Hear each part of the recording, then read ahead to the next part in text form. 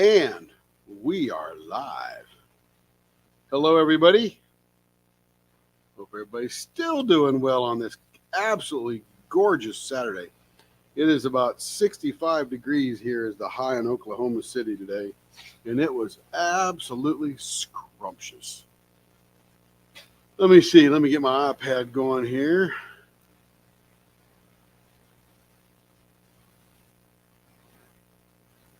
That way I could see the chat. Lee came in and cleaned up the joint. Mr. Porth, how the heck are you doing, buddy? You know, Mr. Lee there, Jim, you see Diamonds and Drew, a.k.a. Lee K. He was in the Navy, too. He was on a destroyer tender. He was a bosun's mate. So, you know, they ran the ship. And Lee, Jim Porth, is a guy that was on my very first submarine in 1981, I think it was. I think I got there in 80. Yeah, and we went on patrol the late 80 into 81. Good to see you, Jim. Good to see you. All right, everybody. So is Stephanie in yet? I got something to show her. By the way, the bosuns have taken care of the ship. They have set out the snacks. They have stocked the bar and including the milk for the cookies and got wings out and all that kind of stuff. So, yep, Jim Porth, 78 to 81. And I got on there in 81, then they were going to the shipyard, and I went to the Ulysses S. Grant. Hello, Sarah. Good to see you. And Sheila, good to see you as well. Welcome, everybody. We got 7. Everybody just go ahead and say hi. I want to know when Stephanie here because I was thinking about doing a Hanukkah pen. And I just got some, they call it the Hanukkah collection pearls and drills. And it definitely has a blue, white, and silver type of thing. But I do have to separate out the pearls from the drills because unless the colors don't make sense. But we'll try that and see how that works. But that'll be an experiment for us. As a review, this morning's pen, we turned a couple of brand new ones. This is a fish scale pen that we cast last week. So it's a 2-part where I cast the red first and then I fill it in with the white. So that makes a pretty cool blank. And of course we did this candy cane pen and that's a big hit already. Came out pretty cool. Looks good. Somebody's going to have to be able to diamond paint with that really well. I may even cut one of those half and make an ink pen out of it. That'll be wild, really wild. Hey, Stephanie, when you're back, we'll show you the Hanukkah things. Don't look at the TV or the screen while you're doing it. This is a customer order. We're going to start firing up right here. Turn the blower on. And now we've got to make this one a little bit thinner because right now it's square.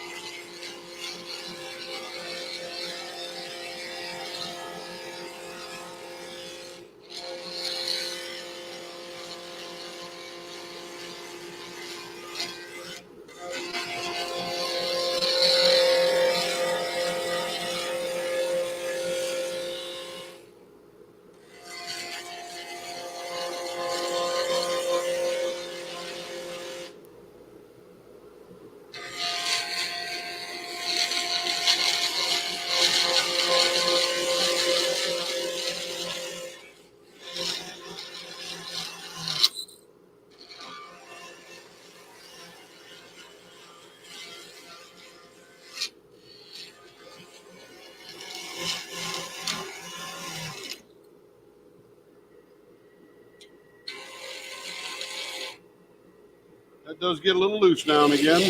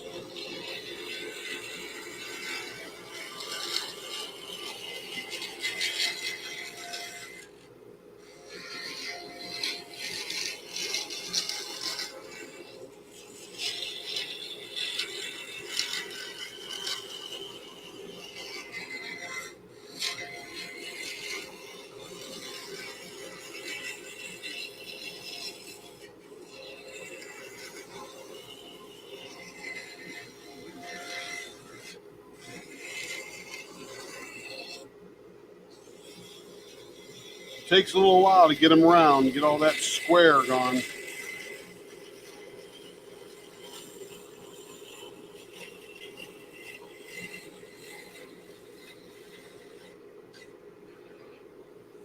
Yep, just about fully smooth.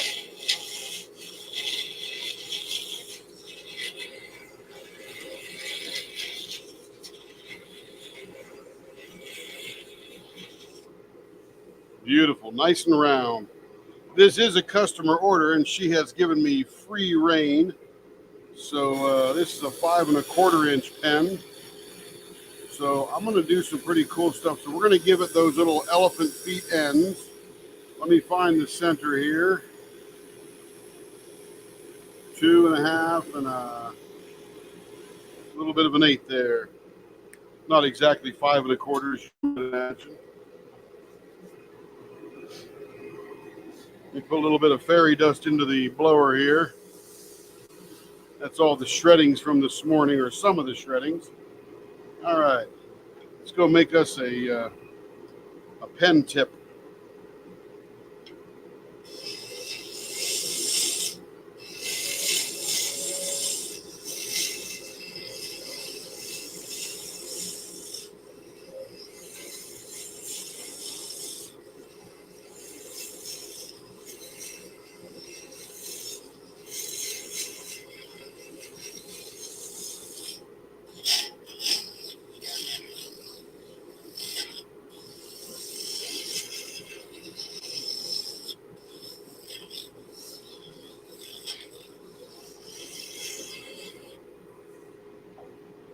Clean up the end a little bit. Beautiful. Now we'll come down to the other end.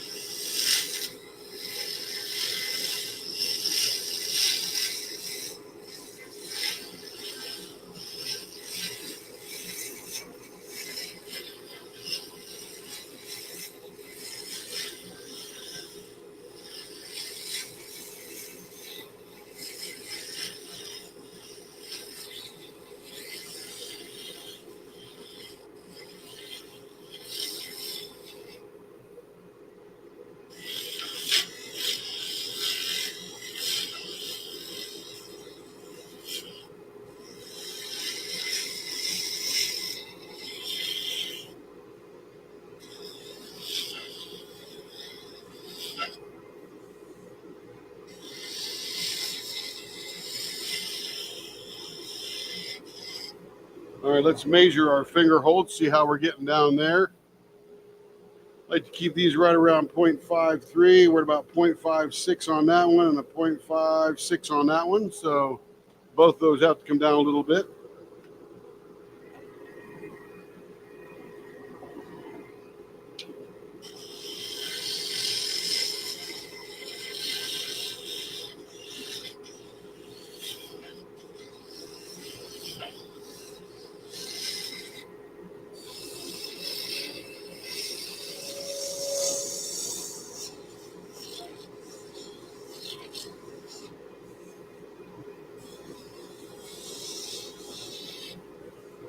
All right, that should be pretty decent.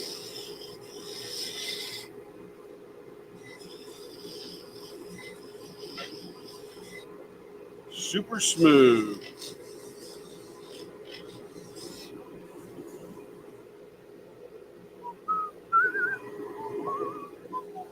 What's up, baby? Let's see, what am I going to do? Now, this particular blank really benefits from, you can see the side of the blank here has the vertical pieces. When you pour it, it pours like this. And this is a see-through plastic, so you can see light through it. And this really benefits from the waviness because of all the undulations that will appear as we dig into these vertical pieces there when you're pouring it. So I think that's what we'll do. We found the center.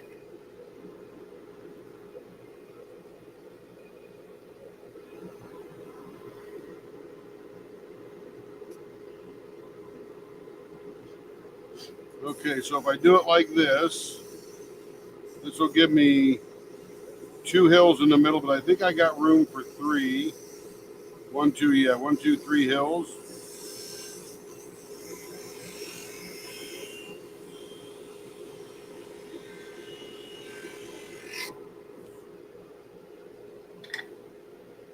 right, that'll be our hills.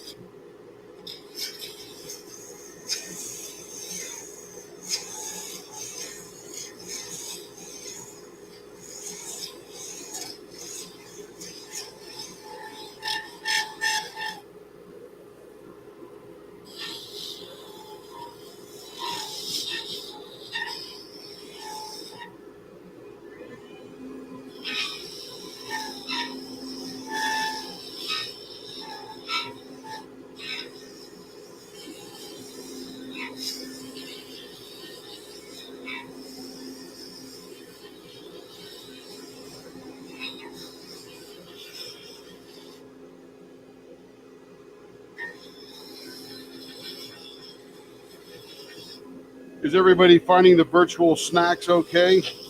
Did Lee do a good job?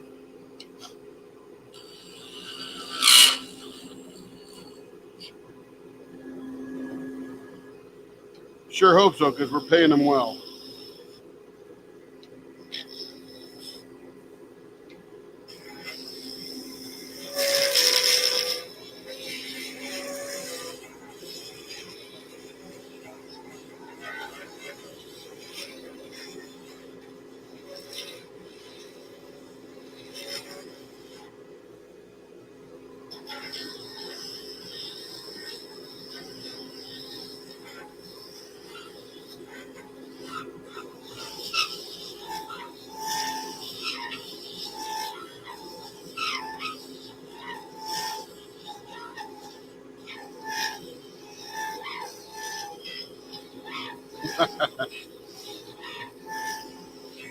You know what Yoda says?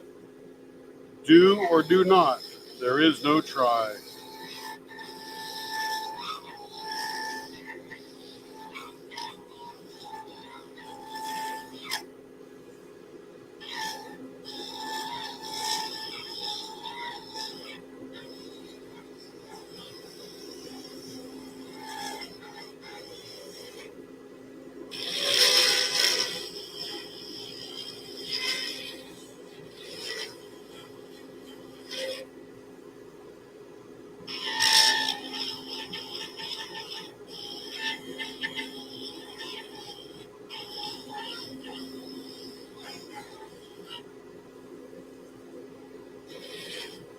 All right, let's measure the finger holds and see how that's looking.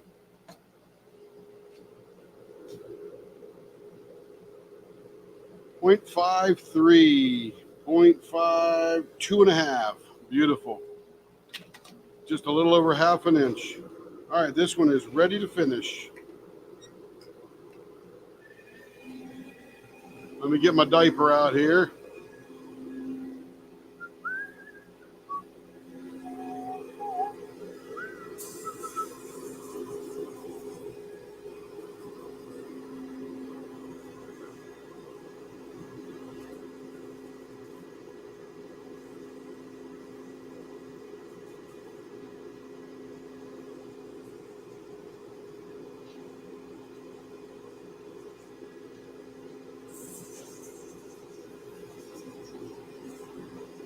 Got some wild colors in this blank, I'll tell you. So, Jim, did you see that eclipse today? I think you guys down there in Texas had a little better shot at it than we did up here in Oklahoma.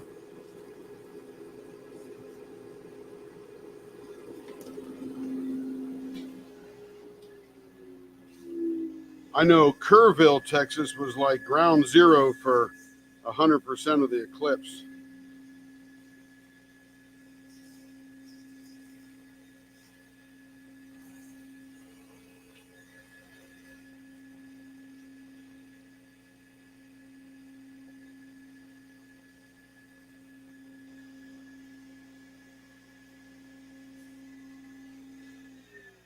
Let me turn that lathe down to a slower speed because there is that 3D printed plastic in here, I believe. I guess that's why it gets so dusty on this particular set of blanks.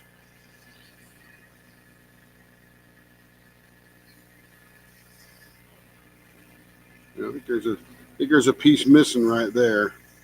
I'll have to turn that out, or we'll never find it to glue it back in. It probably flew down the dust collector. And that's what happens with these pens is the honeycomb part of it, or the fish scale part of it on these ones that we buy, do not have tremendous adhesion to plastic. So, the urethane resin doesn't stick tremendously to the plastic. So it may have an opportunity to come off if the side thing is too narrow. And it feels like right in here, I can feel it while it's spinning. I got a little piece missing.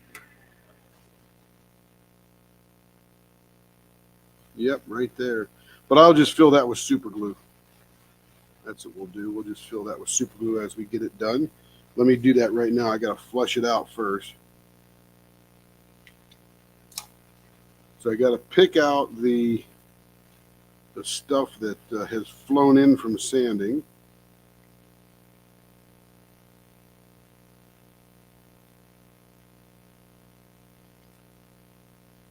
All right, so that is clear from there. Now we'll get all the water out. We'll wipe it down on either side. We'll turn it real fast and the water will come right out. And it will dry up nicely.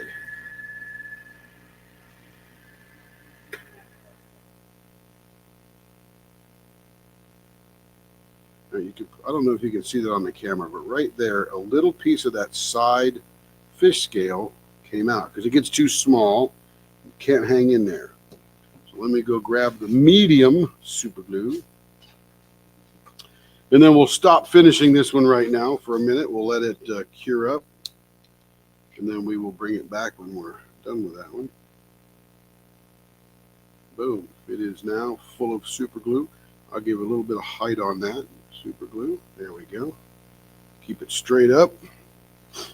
And then I will use the accelerant. And then once I see that thing pucker up and get hard, we will take it off. There we go. Not sure what changes, but all of a sudden it bubbles up and goes good. All right, now we'll take it off the lathe and we'll bring the next one in there. We'll do that, then we'll bring this back to finish it in a little bit. Oh, Jim. You know, there's one in the spring, Jim. I think April something, April 17th or something like that. There's going to be another eclipse, I'm told. Not sure where in the world that one is. Up here in Oklahoma City, it got a little dim. It didn't get very dark like that one in 2017 that went right over the area. And I was over in Arkansas at that point working for Walmart, and that was pretty cool. All right, here we go. This is, by the way, Little King and Groovy Girl. If you've seen Diamond Art Club's latest release, the Groovy Girl, this pen goes exactly with that. That one's for me, so my finger. Apparently this one's for Carrie.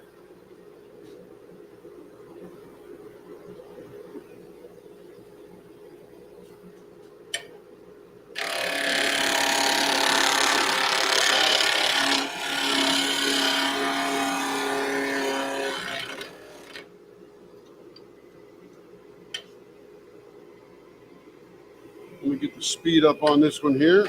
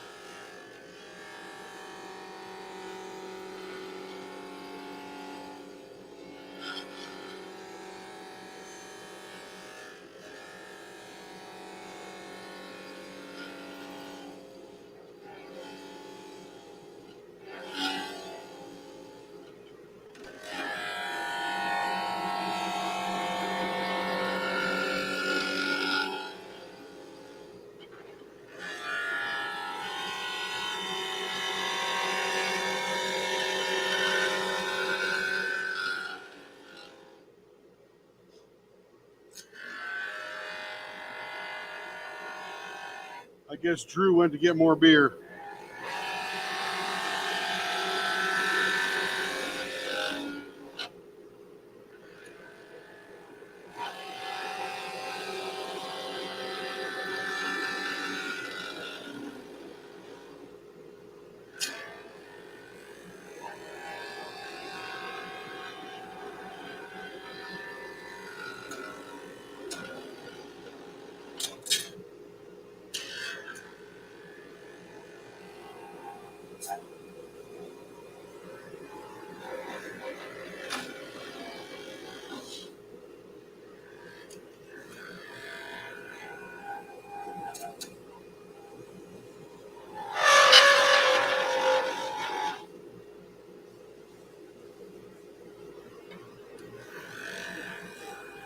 Just about thin enough on this one.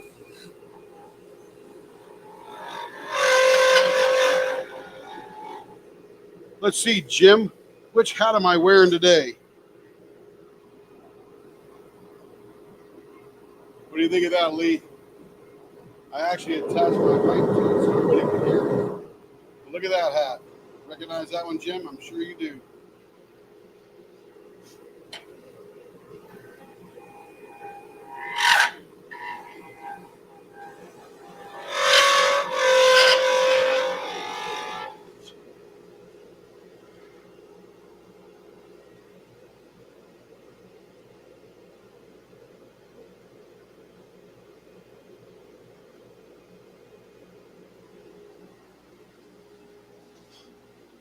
Yep, looks like we're still broadcasting.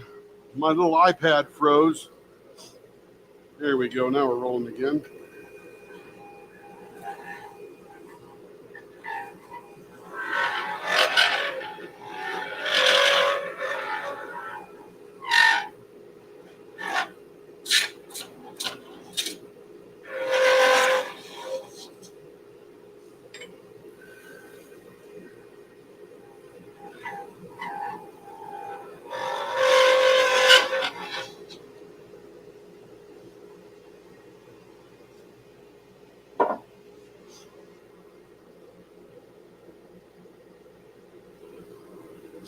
Okay, let's get a little closer here. This is going to be for Carrie. And she likes thinner ones. I'm going to make her a sweeping kind of tip. Let's go with, we'll go with 5/8 on this one. Let's find the center. This is the model, she says. This is the model.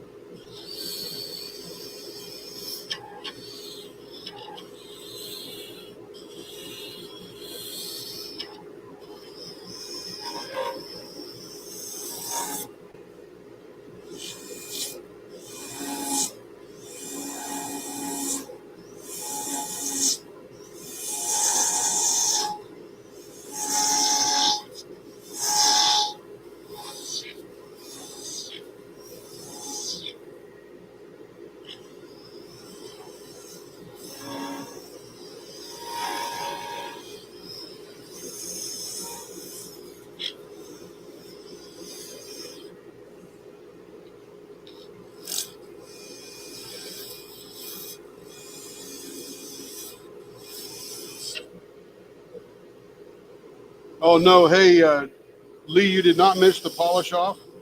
I had to fill that little missing piece with some super glue.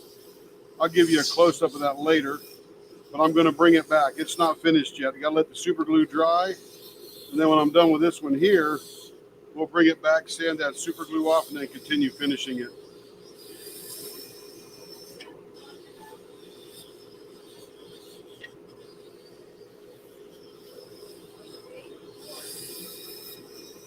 What's that, babe? Yeah, he's my old Navy buddy from the George C. Marshall, back before I even met you. Jim and I had a relationship before I met you. Yeah, he would beat the crap out of me while I was out learning stuff on the boat and smack me in the head with his hat and told me I could do better and go learn it and go see this guy here. He'll tell you what the deal is and, you know, typical submarine qualifications. And then one day they trusted me to put on my dolphins and said, "You're trusted to save my life just in case I'm sleeping." Jim, I'm old.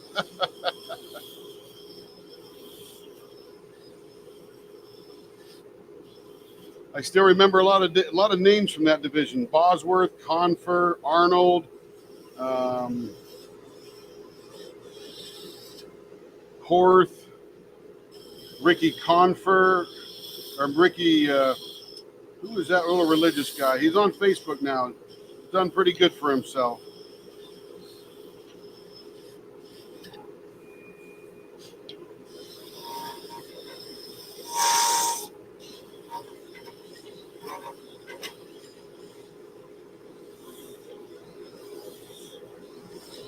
Jim Dennis, Park Watson.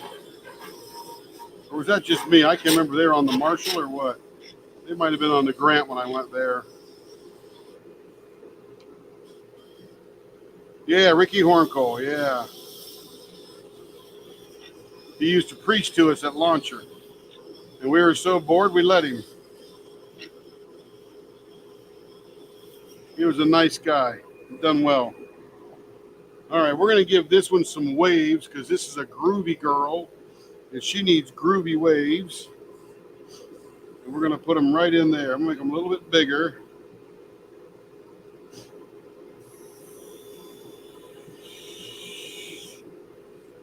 There's my lines.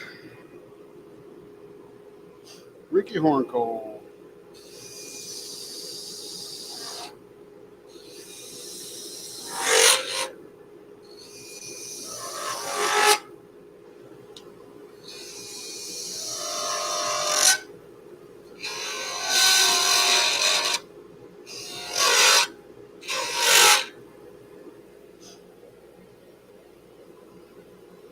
The original Gibbs slap, a hat over the head. Yeah, no doubt. I had plenty of those. It's tough, but you know, it's got to be tough.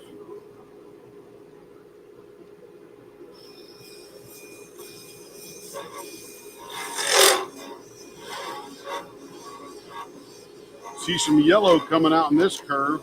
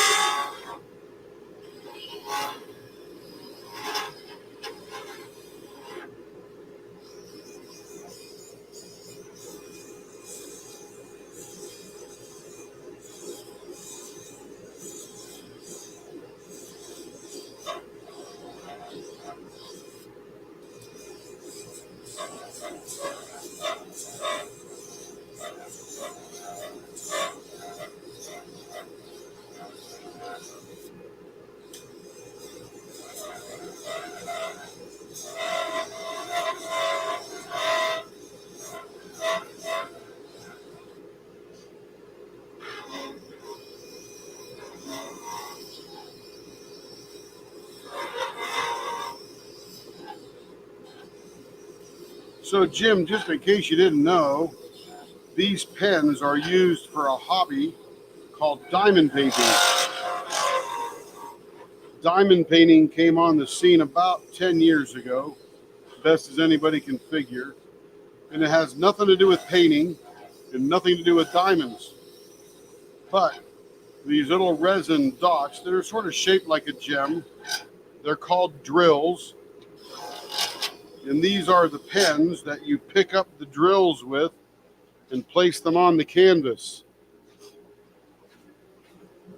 And normally these come with a tip. I leave a hole on the end, and you put the tip in, and then you fill the tip with wax, and you touch the dot, and you put it on the painting. So sort of like paint by number, only with these really cool resin dots. And Carrie and I, well, she actually picked up resin or diamond painting about a year ago. She used to be a heavy-duty cross stitcher. And then she asked me if I could make a diamond painting pen for her because she was watching all these shows like Diamonds and Washing and Emeralds and Fairy Lights and others. And they were always showing these really cool pens. And she bought a few of them and gave them to me and said, "Can you make one of these?" And I said, "Well, I just happened to have bought a lathe about 2 months ago and haven't even plugged it in yet. So what does it take to make them?" So, we watched 100 YouTube videos and got a little confidence, bought a bunch of stuff. And that was literally almost 500 pens ago. What? Oh, I had to fill it with super glue. It's got a little piece missing on it from that 3D printing. Carrie just asked what happened. Yeah, 3D paint by numbers. But it is a craft that is growing and growing. So we started making pens, and then Carrie says, "Hey, let's do 8 pens that look like this." And the minute we put them out on the interwebs, they all sold. I thought, what the heck? So that was back in February. We started that roughly, and we turned and sold over 500 pens.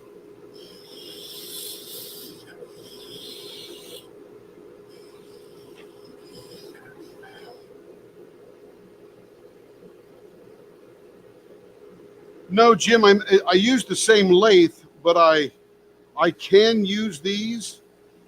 See, I buy these pen kits here.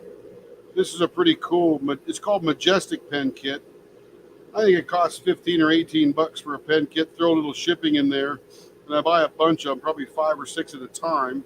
And I can use these blanks, or I have other blanks for pens, and I can use wood as well.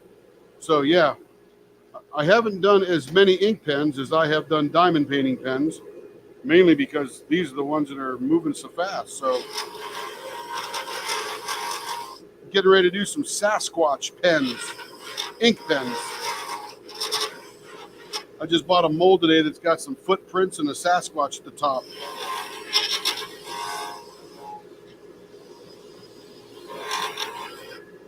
All right, let's see what we got for a measurement here. So yes, I do them all. And pretty soon I'm going to start doing bottle stoppers and beverage can top owners. Check this out here. They just came in the mail today. Let's see, where did I put them? That's glitter.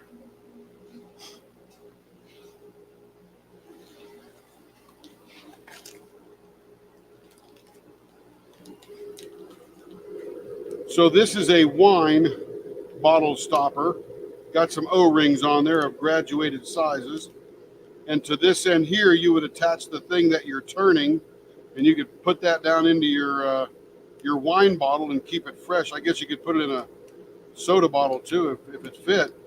So I just got 5 of these in today, so I'm gonna start making pieces for the top of that. And then the thing I watched Carrie do, because she almost broke a nail opening a can of soda, is this thing here. Let me get this out of the bag and you can see it better. So you hold this end here. This is the screw-on part, so I got to make the piece for that part there. But this thing here slips underneath the beverage tab, and you pull it one way or the other, and it opens your can and pulls it up so you don't bust your nails or cut the end of your finger or something. So we're going to be doing those here when we get back from sea. So we got a whole bunch of those that look like fun meat to make. Hello, Stephanie. Yeah, this is Carrie's pen. I don't have it thin enough yet. She likes hers real thin.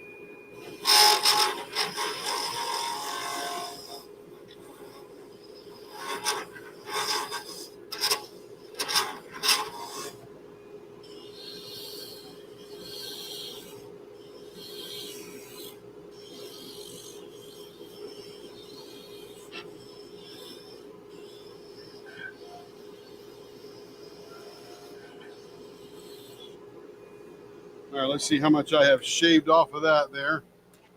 She likes hers about 0.46, 0.47. That's only 0.5 right now. That's 0.51. So we're going.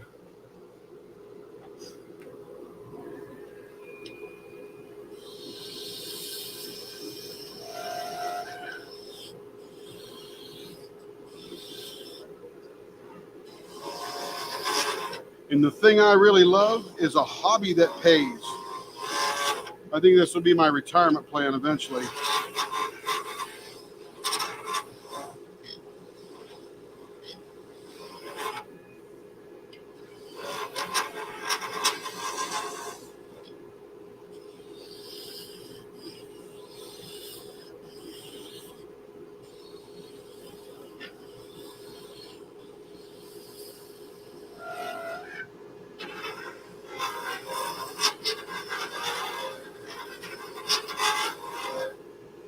All right, let's see how we're doing now for thickness.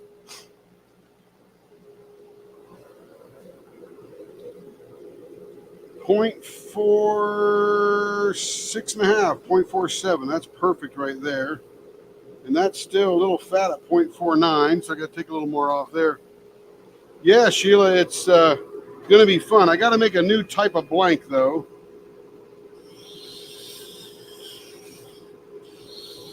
It's got to be a wider blank so you can turn it off. But I do have a bunch of mahogany and cherry and purple heart and Paduke and in small amounts that I could do that and turn some really wild. Plus, I just bought some burl. I'm going to start stabilizing wood and use that burl as part of the wine stopper. And that'll look really cool.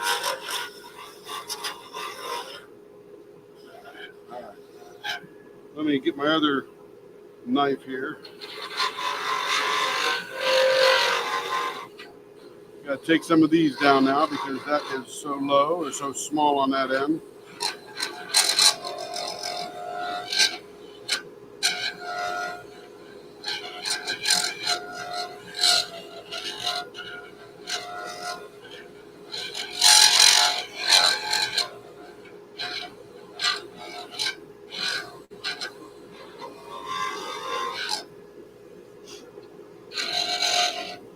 All right, that one's looking pretty cool.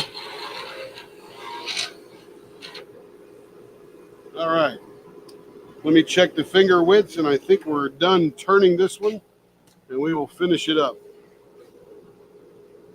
Yep, 0.46 on the money, 0.46.5 on the money. We'll leave it right there. Let me tuck up the ends here a little bit.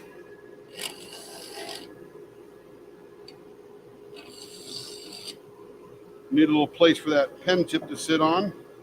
All right, here we go. Now we're going to finish this one. We'll go through a series of sandpapers and then the final gloss up at the end.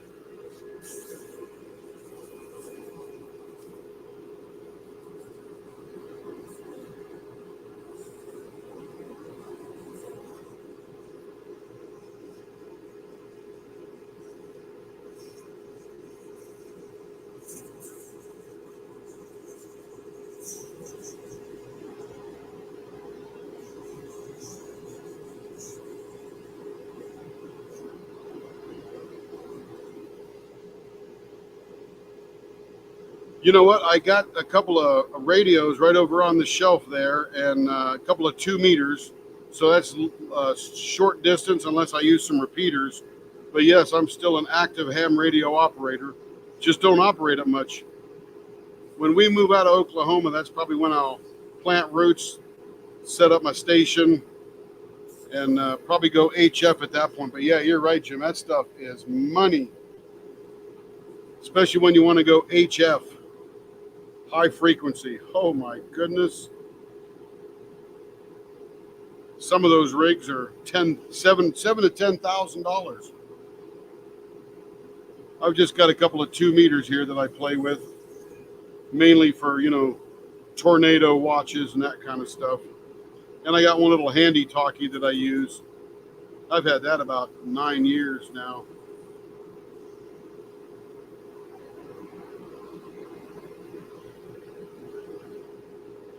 It was very active in Arkansas when I was over there. Tornado watches, local clubs, that kind of stuff. Here in Oklahoma City, not so much, which is super surprising because Oklahoma City gets a whole lot more, or the area gets a whole lot more tornadoes than Arkansas does at times.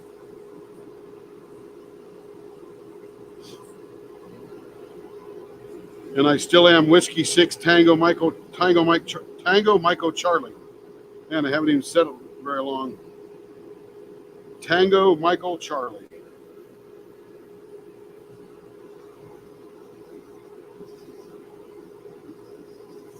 And I really need to up mine to a general so I can get all the spectrums.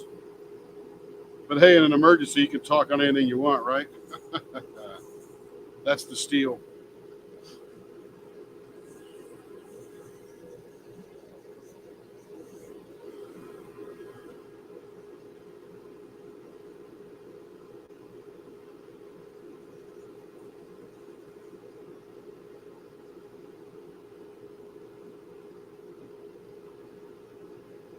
All right, that's feeling really nice. On to the next grit.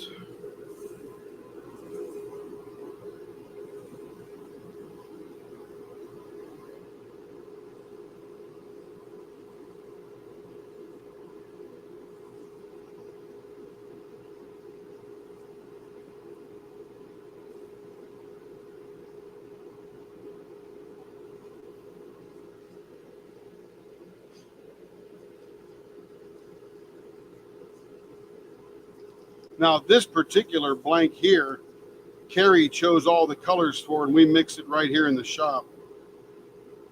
So this is a homegrown blank that we're now turning.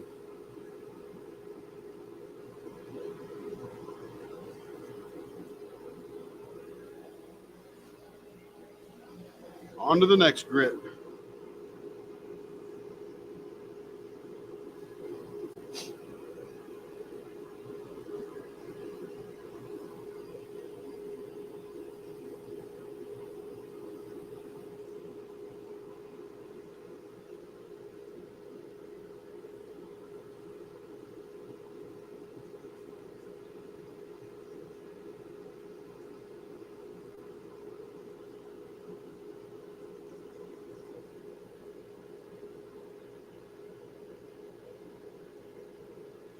Oh, Peggy, you're welcome. If you're watching,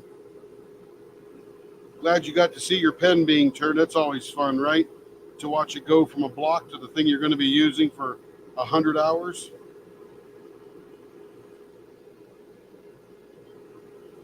Or maybe she's not watching. She might be busy this time of day. Oh, I'm just water, Jim. It keeps the sandpaper from getting clogged up and lubricates it just a little bit and does cool it. Yeah, nothing fancy, just water. And I've got my ShamWow diaper down below there catching any drips because I don't want that to go onto the metal bed of my lathe and start rusting it or anything.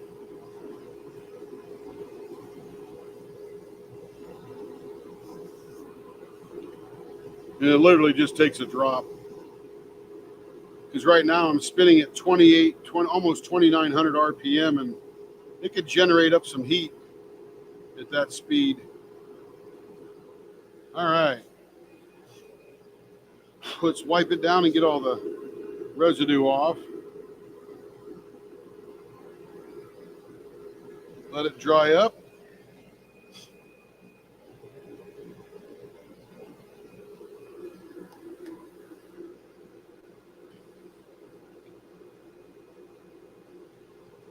And then, Jim, we use this for the final deal. Good old Meguiar's. Does your headlights and your diamond painting pens.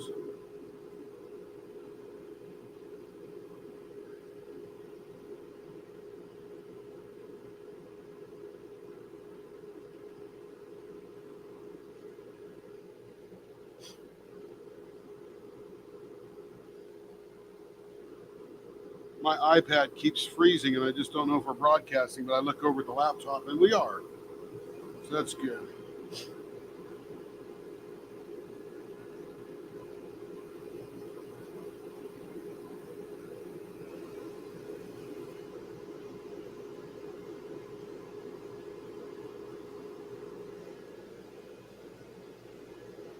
Yes, sir, it will. And here is the finished pen.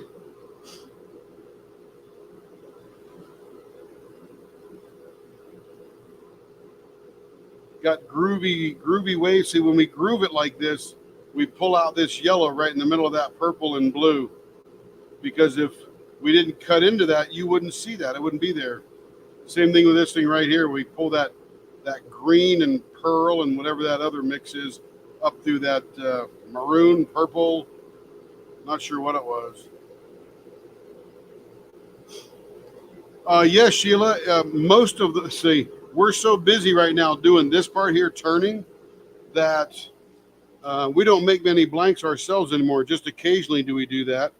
We've done that more lately than not, but most of the blanks come in from someone else. Like that first one I turned that we're going to put back on. What'd she do with that? Oh, here it is. This one here is a blank from Cocoon.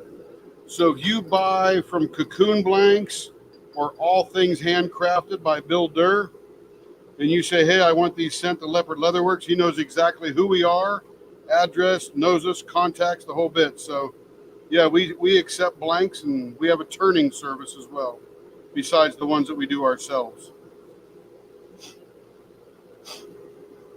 All right, so here's that part I filled up right there.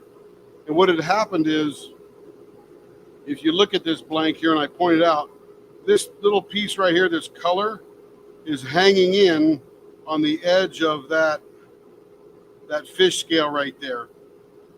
And sometimes it doesn't have enough adhesion, so it falls out.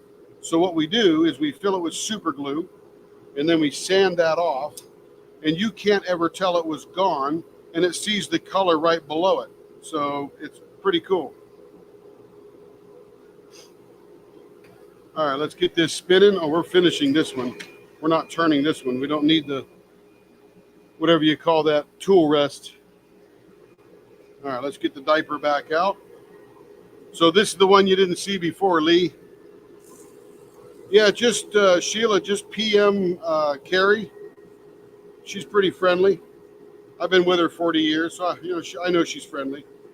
And she will give you all the details, or you can go right to the website and just purchase the turning service and ship us the blanks, or tell her you're going to ship it, and then when she gets there, she can put one up there for you, or whatever. I mean, we're pretty easy.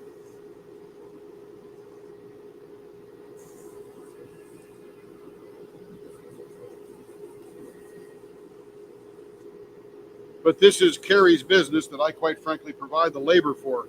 Now, when it comes to leather work, that's my job. I do all the leather work as well. I guess I do this one too.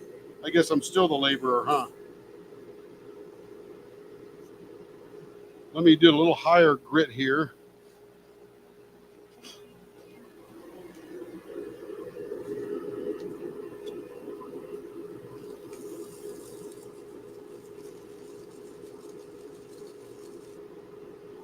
Almost off.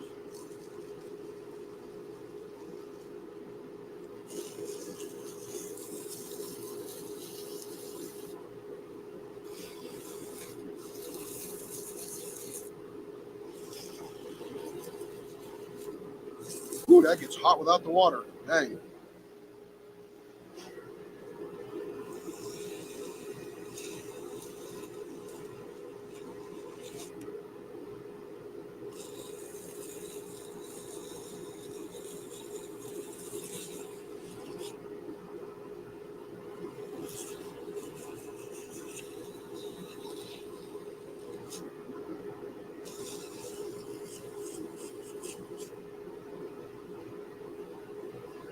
Stop that and see what it looks like.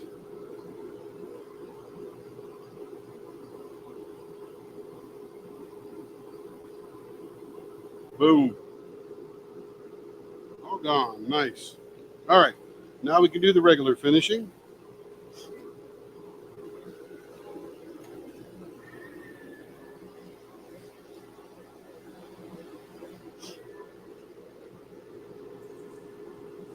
All right, let's get this going again. I think I was just about done with this grit, but I'll go over it again just to make sure we got it all.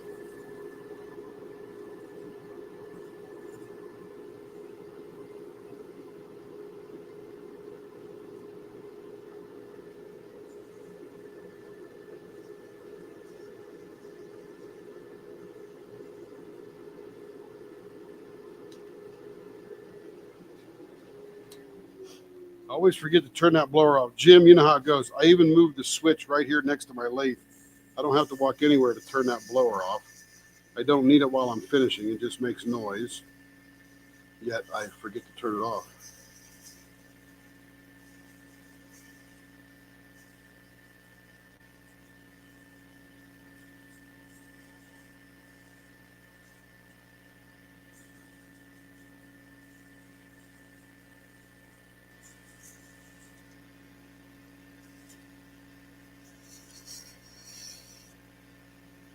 Very nice.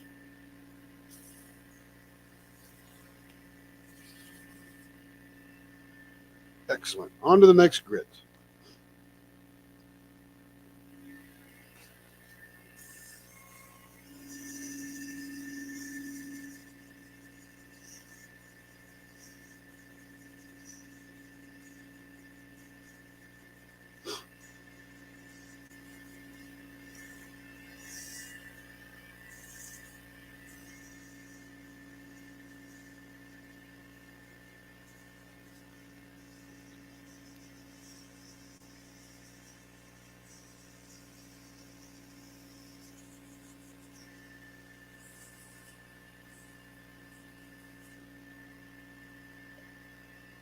Very nice. Smooth as a silk blanket.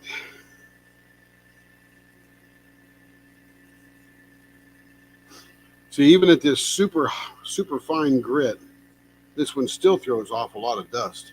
And I think it's that plastic PVC printing that they pour the polyurethane resin into, or the urethane resin.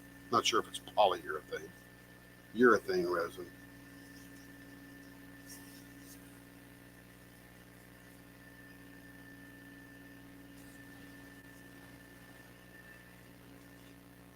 All right, final grit up to the top.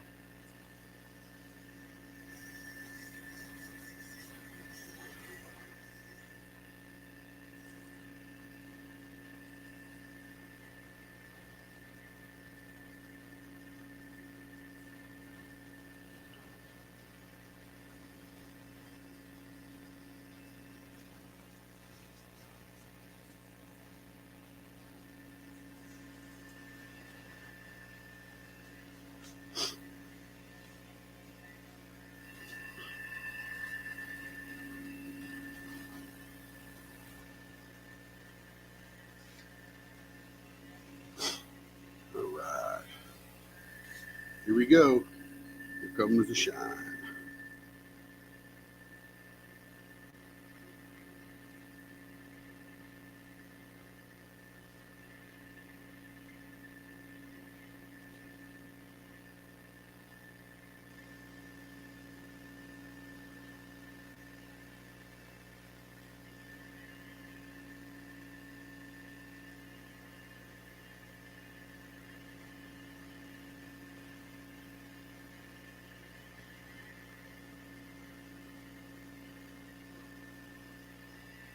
All right, that is very nice. And here's what this one looks like.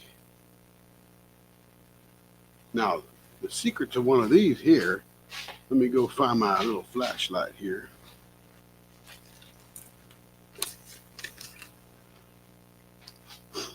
This one here, if I could do it without blinding everybody, This 3D printed resin is see-through or transmits light or whatever the right word is. So all these things sit in this transparent web. Pretty cool.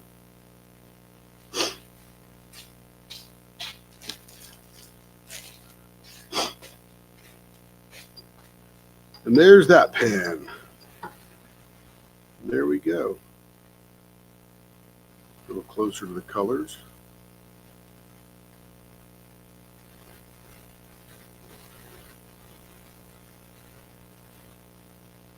Still got my fingerprints all over it. Carrie will wash all that off. All right. I'm going to put this in the customer bag. I think it's this one right here. Yeah.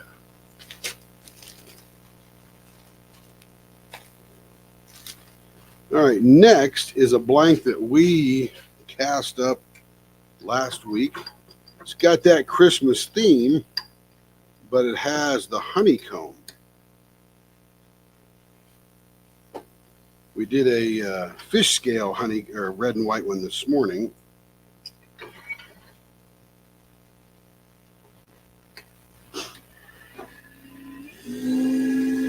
Turn it super high, turn the blower on.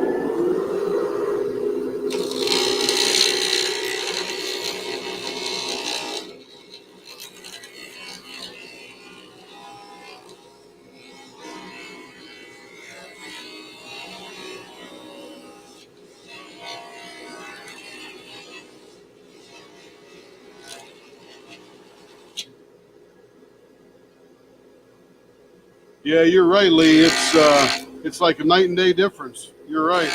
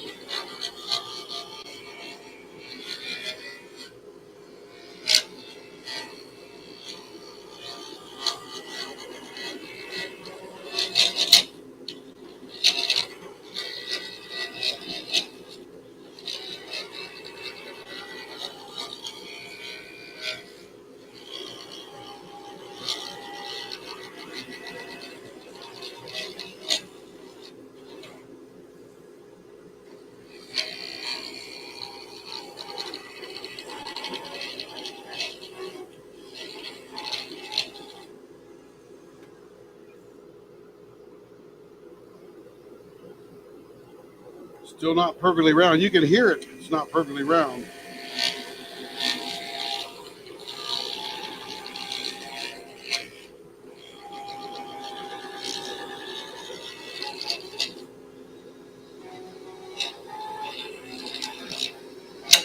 Ouch.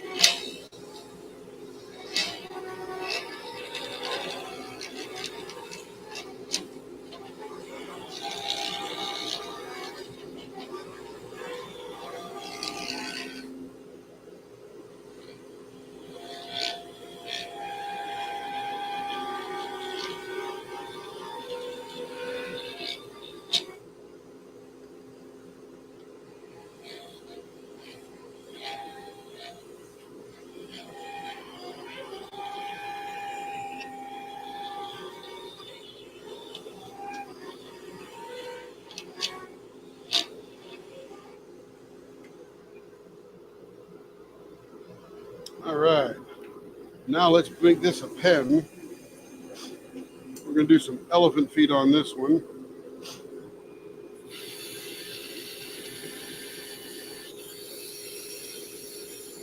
This is a 5-inch blank, exactly.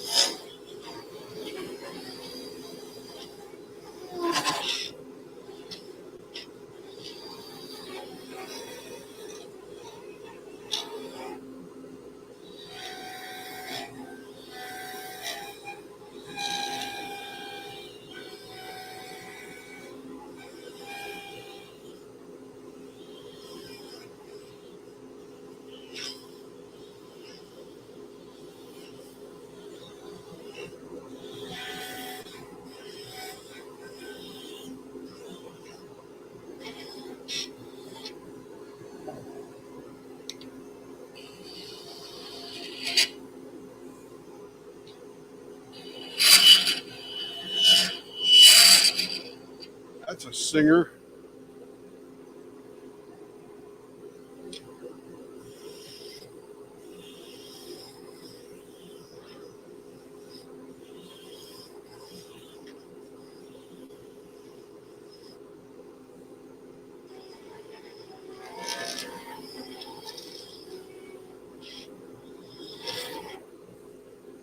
Let's see what those finger holds are looking like.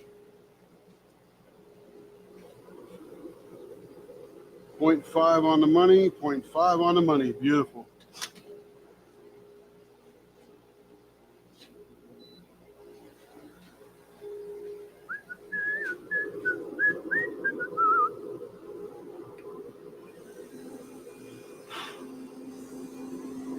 All right, now what to do? I think I might do some bases. I'll do 2 bases on this one.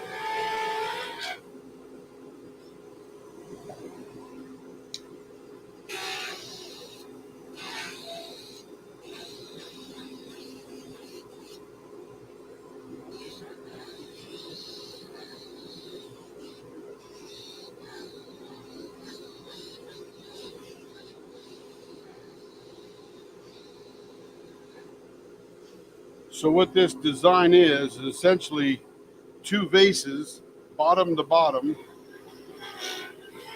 in the silhouette of the pen.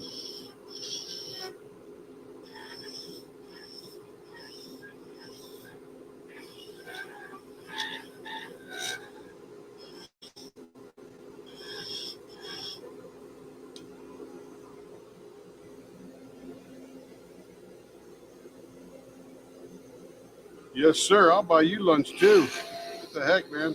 We're all eating. Good to see you, Jim. Thanks for swinging by.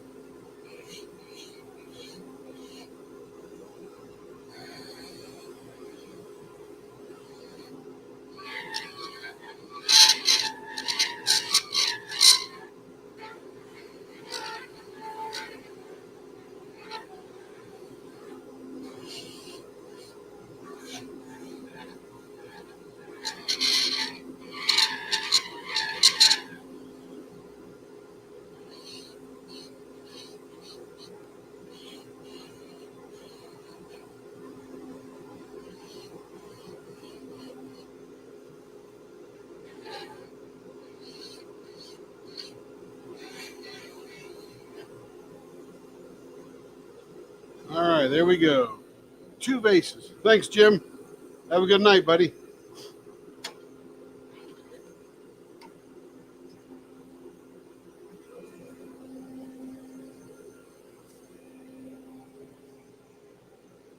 Let's bring the diaper over, slow the lathe down a little bit.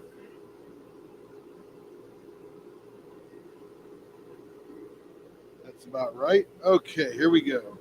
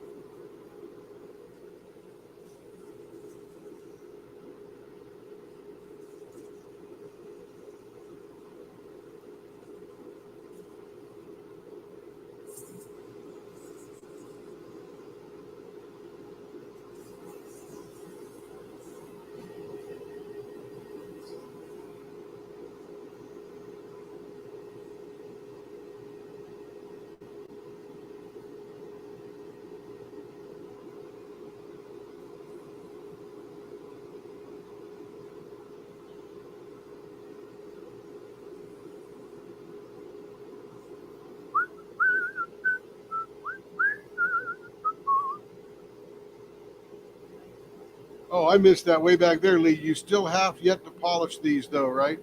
Polish which one? That one I was doing, that repair, that super glue repair. Yeah, it's all polished up now. The cool thing is if you screw up on these pens, you just put them back on the lathe and turn it out, fix it, fill it. I think it was Stephanie who had one of her metal honeycomb pens where, you know, the resin lost adhesion with the parts right near the diamond tip, and she sent it back, and we just reattached it with super glue. Happens all the time, and then didn't turn anything off of it, but sanded it so we could finish the end. So yeah, you can repair them. I mean, if it's cracked in half, I've actually fixed a broken in half pen once. Is it as strong as it was originally? No, but it's back together and you can't tell where it came apart. So you just don't drop it again, you know. They're only plastic pens. Essentially, they're urethane resin. And urethane resin is, you know, essentially a plastic of some type. I'm not a chemist, but. Oh, yeah, it was you, Stephanie. Yeah, sent the chips back. That helped a lot. We could have filled it with super glue without the chips, but the chips made it look like nothing ever happened. And that's pretty cool. So, yeah, I mean, it's just stuff.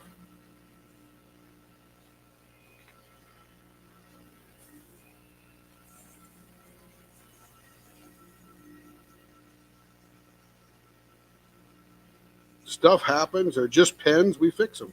We keep on using them because their beauty doesn't go away. You will never see the super glue I use to do it. It'll just blend in. And then we'll sand away anything that we looks like it was a repair.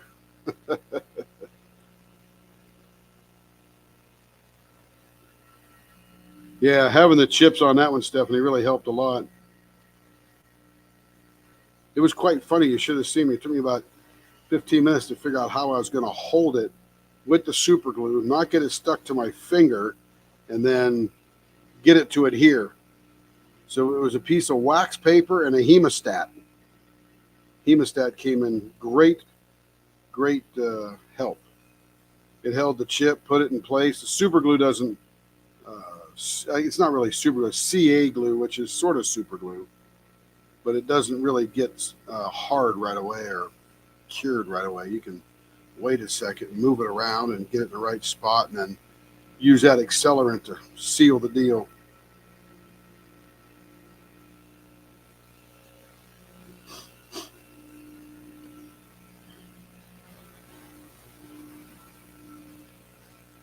And repairs are sort of fun because they're a challenge. How do we do this?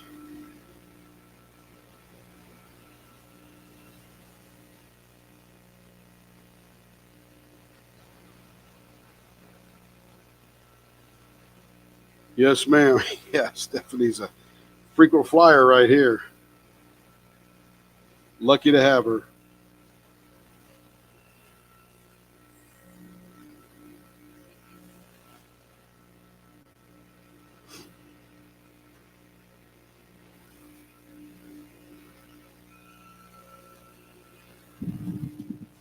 Got a tiny little rough spot right on the side of that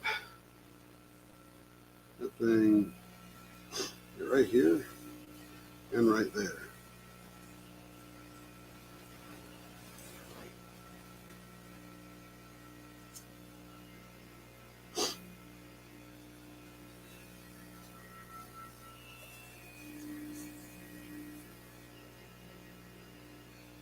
Ah, there we go.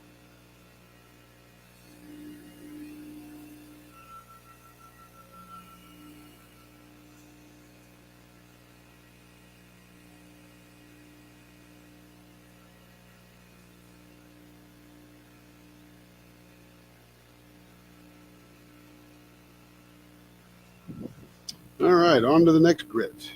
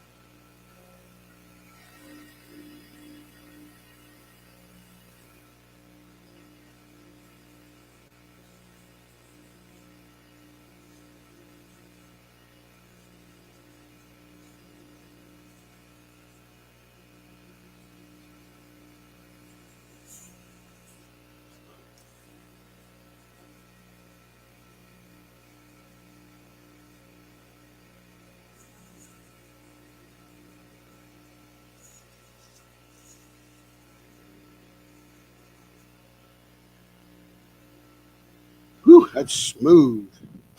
I like it.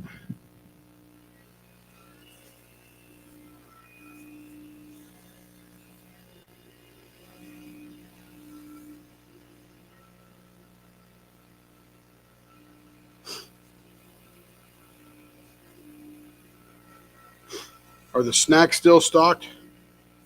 Any more lemonade left?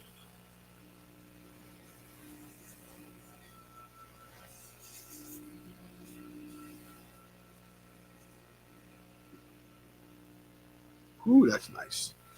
So smooth.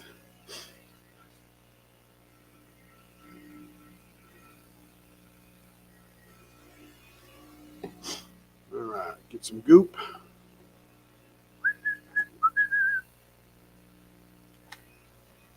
You know what's funny is this bottle of plastics. I thought it was getting empty, so I bought another one. And then I thought, oh, I'll let it all drain down to the bottom or to the top. I'll put it upside down, and that way I'll get every little bit out of that thing. Every little bit, every little squeeze. I've been using that thing for 3 weeks now. It's still not empty. I thought, wow, that's a pretty efficient little bottle of plastics.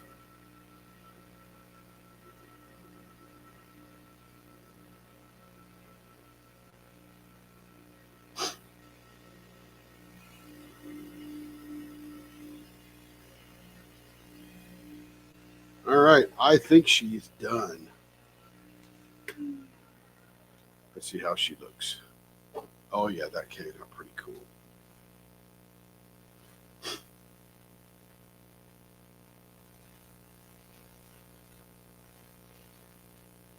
Same colors as the Christmas. You can see we have this mica powder that's actually larger pieces. They call it snowflake.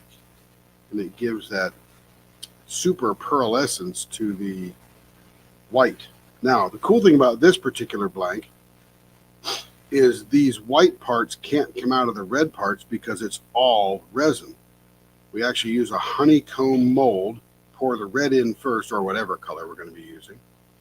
And then we put that in the pressure pot, cure it. 4 hours later, we take it out, and then we fill it with the other color, and then put it back in the pressure pot and squeeze it all out, and it is one solid block of resin. I know, Stephanie. They're all just like so addicting, aren't they? It's way cool. And again, as you know, 10 times better in person.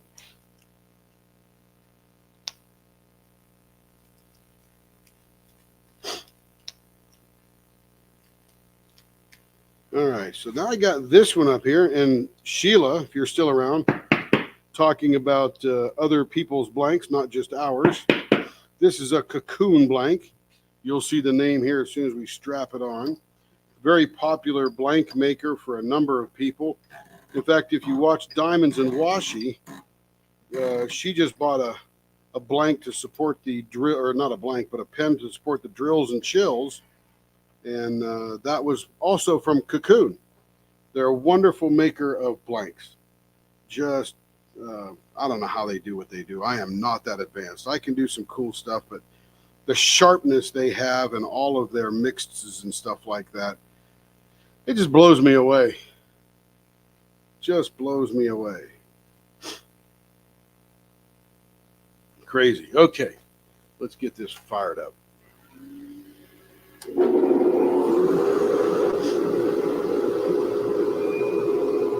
Let's get her rounded down first.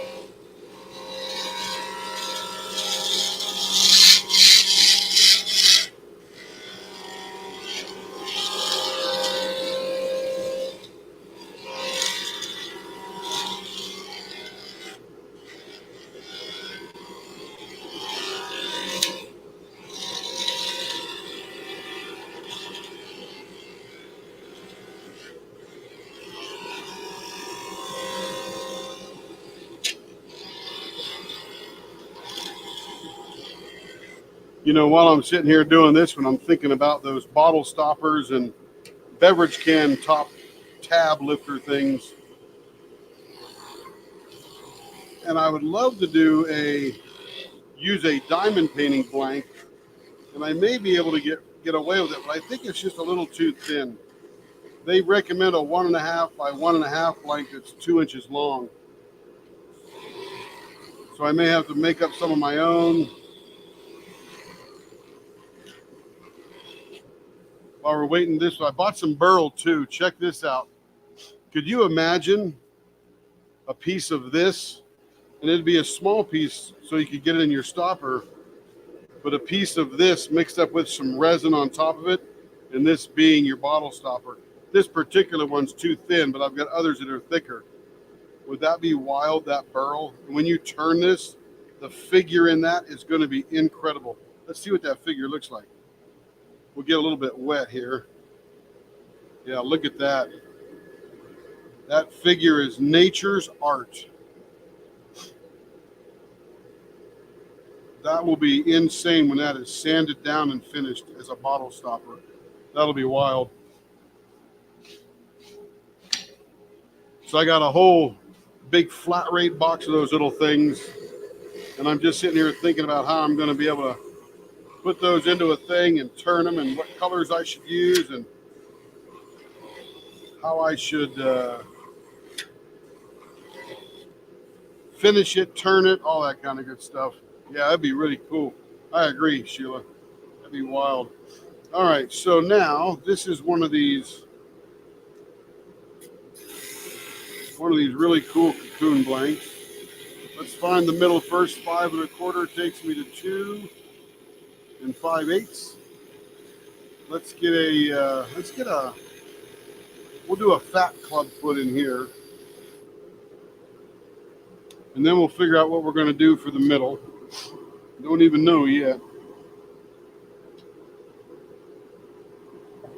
Got to adjust this just a hair down and just a hair in.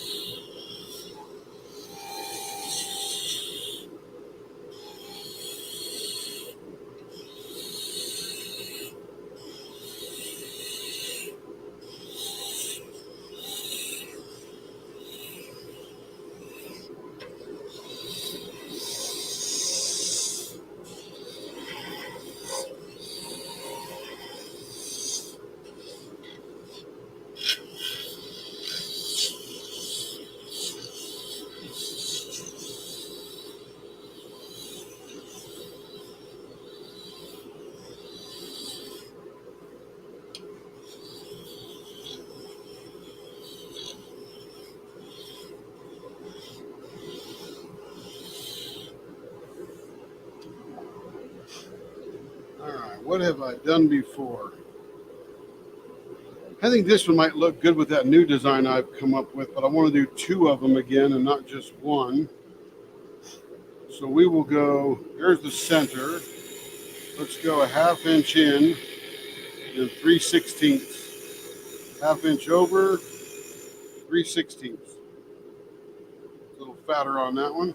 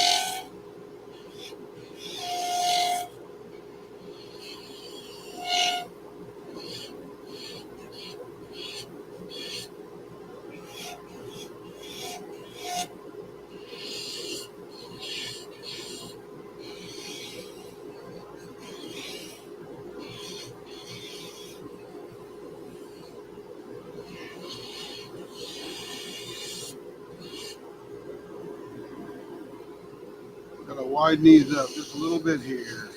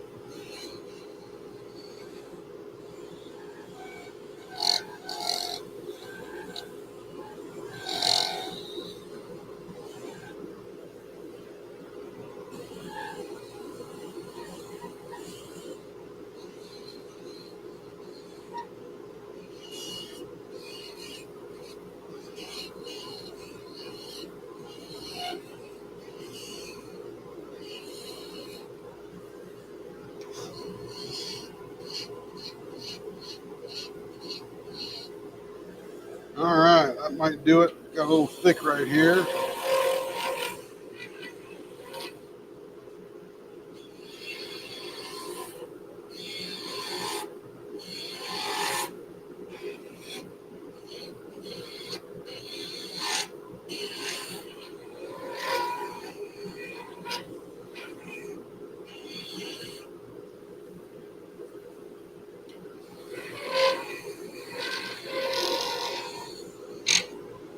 All right, let's clean up the ends, measure some finger grips, see where we're going to be.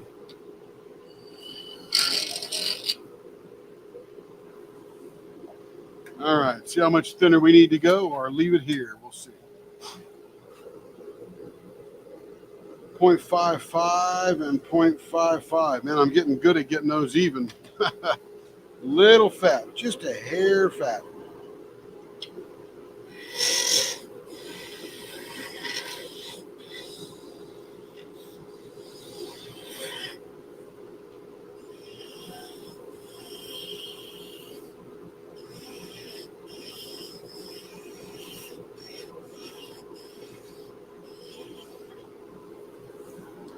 All right, that will do that one. Let's get to finishing. I've actually done some hybrid pens. I got a purple, and Carrie, if you're watching, let's show Lee what we've done with a hybrid. Now look at this one, Lee. This is one I've been had sitting around for a while. And this blank was a little bit too small, but it came out to be, let's see what these finger grips are. It is super light, 0.48 and 0.48. I got another piece of this I might try a little later with it's thicker. This is a bird's eye maple pen. It was too thin to do a lot of figure, so I just put a little signature cut there. But this bird's eye maple pen was part of the bowling alley floor for the Route 66 Bowl, established in Oklahoma City along Route 66 in 1959. So this is literally a, 41 and 63-year-old pen, 64-year-old pen. Bird's eye maple. It is absolutely gorgeous. Again, it's not your typical diamond painting pen, but man, this thing is light. It's been drying for 50 years. What's that, babe? Oh, yeah. And this one I'm going to show you next is one we did, a week or two ago. And this is on the website. This is a wooden with one of those jaggedy ends kind of wood with this purple and white with a little bit of sparkly purple glitter in it. We turned this a couple of weeks ago. It's on the website. It's absolutely gorgeous.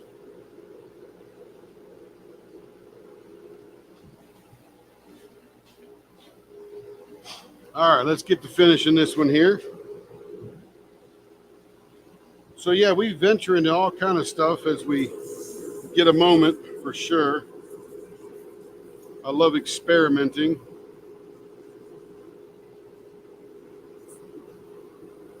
So that's a very strange looking diamond painting. It's not sexy. It's not wild looking like some of these colors and mixtures. It's just, it is what it is. 65, probably 65, 66-year-old burl or bird's eye maple that, you know, was a beautiful piece of wood, but just somehow ended in a bowling alley floor. Because, you know, a bowling alley floor has generally two types of wood in it. There's maple, which is near where the ball would hit, because so many of us clowns like me that are not really good bowlers get out there and throw the ball in the air and the thing comes crashing down right in front of us and barely dribbles down the eye or the lane. That's the maple part. The rest of the lane way down there where balls wouldn't hit so directly is pine. Because if you made the whole lane out of maple, nobody could afford a bowling alley. But the rest of that's just nice hard pine, southern yellow pine. And again, that's what all the desktops are made of in my shop. It's a piece of that bowling alley. So I bought about 15 feet of bowling alley lane from that bowling alley when they tore it down. And I've made workbenches out of the tops of them. So I put some legs and stuff underneath them, and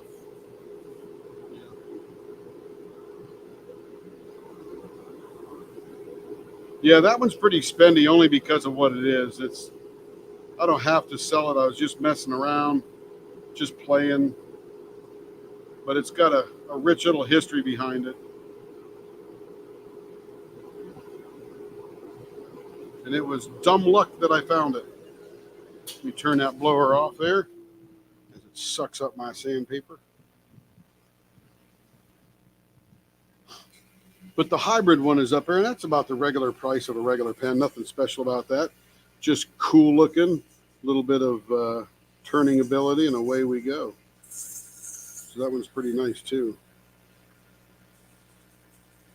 You know, I first did this little design here, these little ball things here, on a pen for Stephanie, and I've just fallen in love with that little design. Maybe it's the most advanced thing I do. I had a hand-turned pen. I call it a 200-year-old pen because it was made from the original stage floor at the Symphony Hall in Boston. All right, that is the bomb. I've actually tried to buy some wood from the Woodstock stage, but they won't sell it. They're just producing their own products with little tiny pieces of wood and charging millions of bucks for them. Well, not millions, but, you know, an awful lot. But that is awesome. The Symphony Hall in Boston. Yeah, that would be awesome.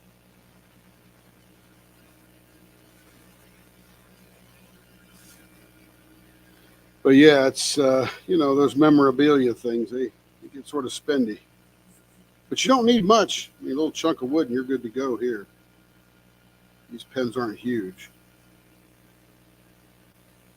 But bird's eye maple, just usually you save that for furniture and all that kind of stuff, and it was just in the floor of the bowling alley.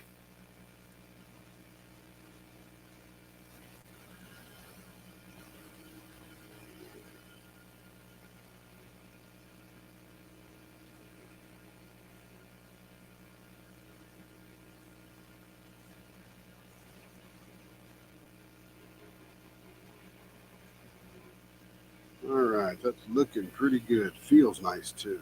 All right, on to the next grit.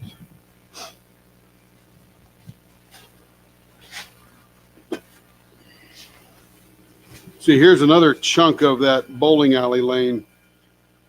I've already cut a piece off of it there, but you can see what is it they call that shimmering in the wood that gives it depth? There's a name for that. I forget it right now. But this is just part of that bowling alley that they laid down.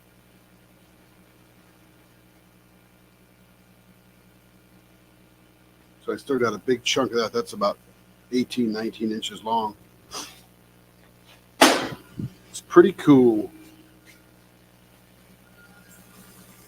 Yeah, hand-turned pen from the Boston Symphony Hall. That is awesome. Because isn't Boston like 600 years old or 1,000 years old or probably 500 and something years old? Not sure when the first tent went up in Boston, but it was a while ago.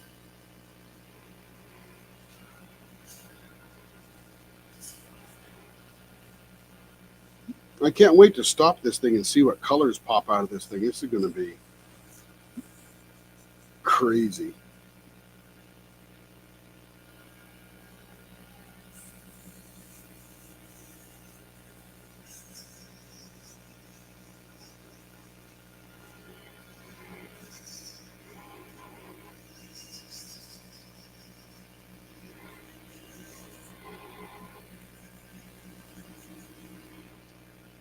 Nice, nice. On to the next one.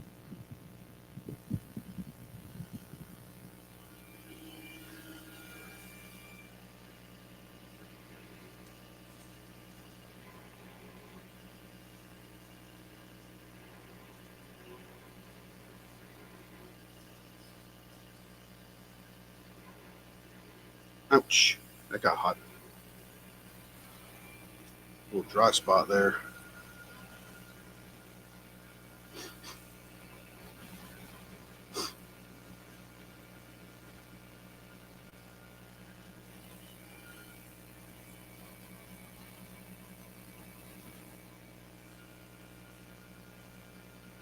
Oh, yeah. I mean, so how old was it? How old is it now?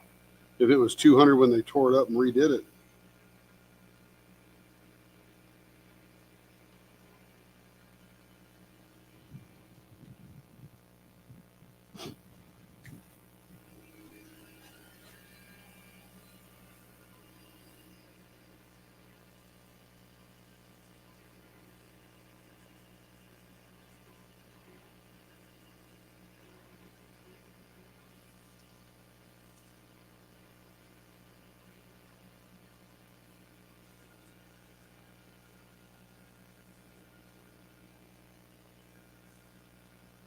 All right, we're almost ready.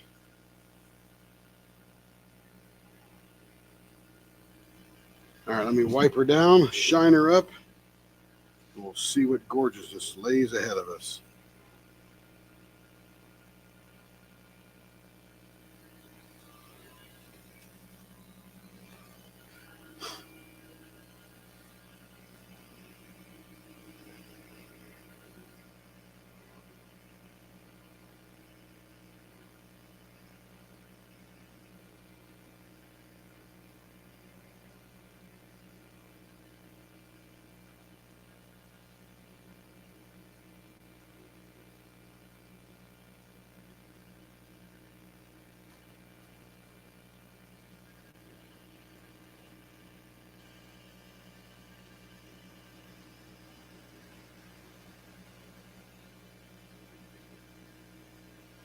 All right, this is going to be gorgeous. I can see it already. 215. Yeah. 200. Oh, my goodness. Oh, my goodness. Oh, my goodness. I have to take this one out and hold it closer. That was the right design for this pen. And the whole purpose of the design is to remove some weight, dig into it. I didn't even know there was going to be blue in there. Look at that blue. It looks like a Green. rock. That blue right there. See it right there? Yeah, it strings right through there. Up here, look at this end here. I didn't know the green was in the bottom of that. I knew the green was see-through, the clear part. But man, oh man, in person, this is unhooked. No, you can't steal it. That blue, I didn't know that blue was in there, and that is just, it makes it look like a rock right through here. Like it's some kind of rock you'd find in the Arizona somewhere climbing a mountain, and you just went across or came across a gorgeous rock. Yeah, that is, whoo, That is pretty. That might be the one I start diamond painting with. All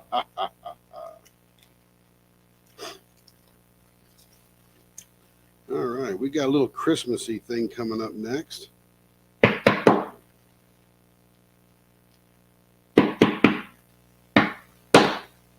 That's me pounding the bushings into the end of the pen.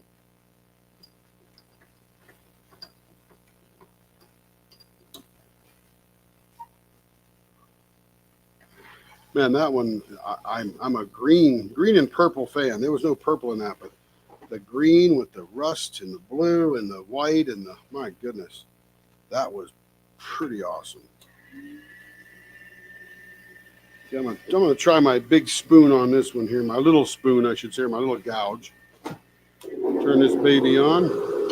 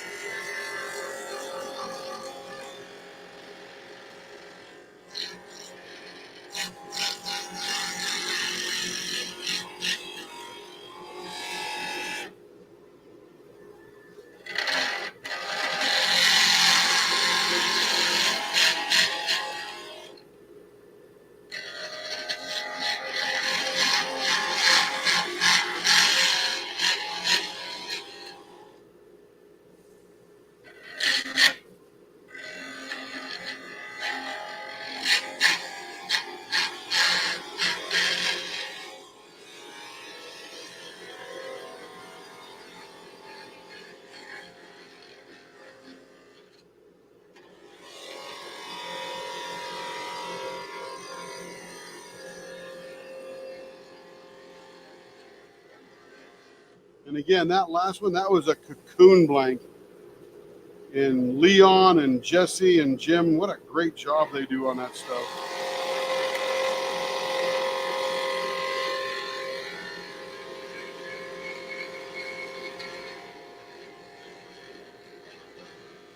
I'm going to see if they have any bottle stopper blanks, because that would be an insane wine bottle stopper.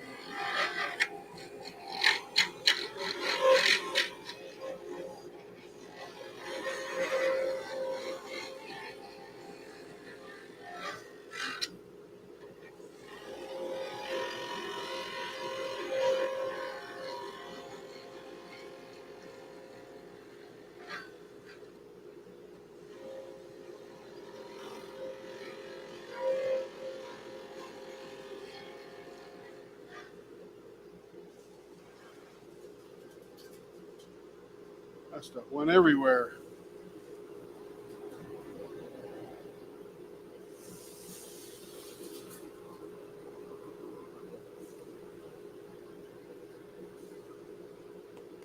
All right, we are down and thin there. All right, here we go. Let's get us a design on this pen.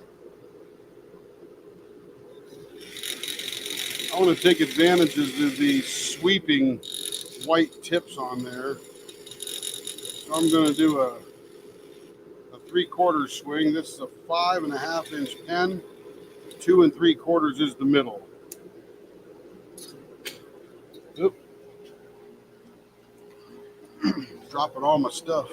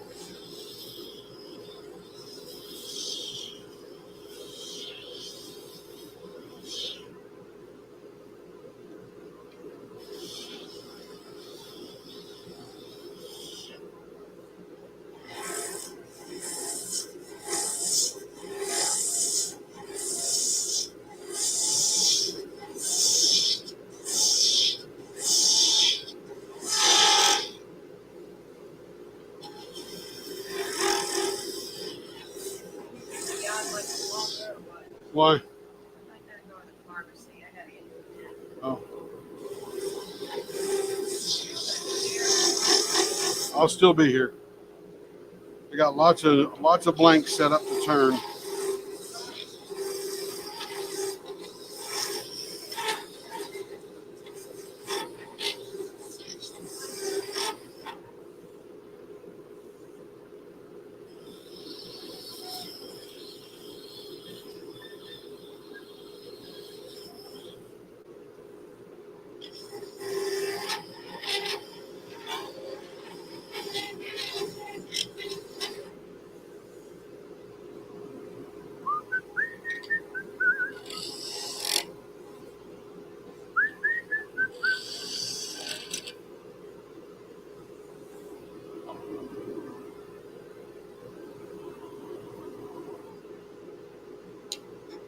Let me get this rounded down here. Still a little square here in the middle.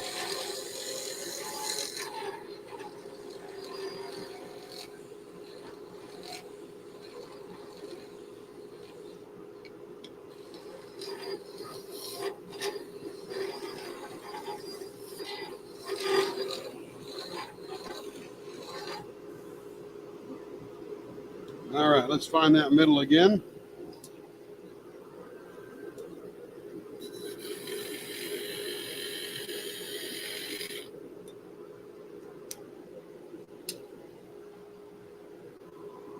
Carrie opened the garage door and it's nice and chilly outside. Feels good. I said, Carrie opened the door and it feels nice and chilly.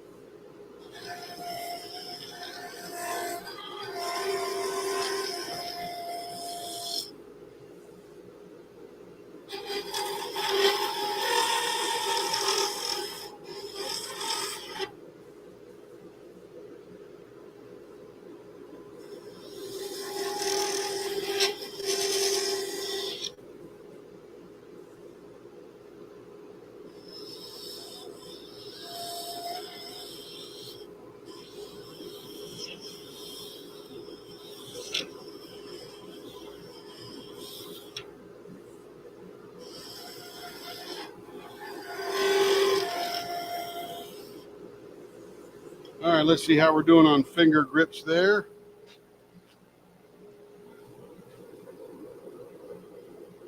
0.56. 0.56.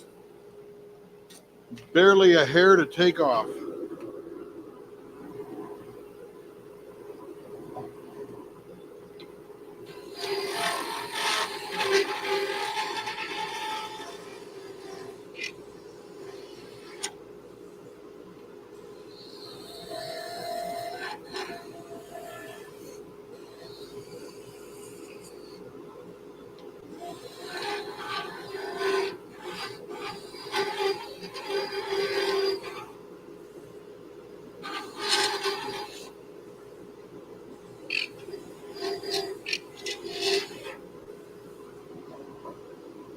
All right, let's see how we're doing for width here. 0.54, 0.54.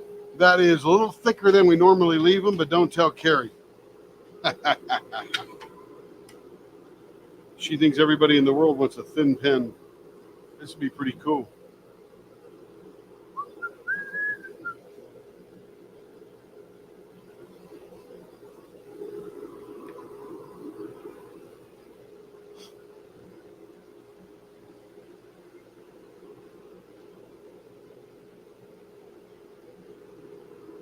Let me turn it down just a hair.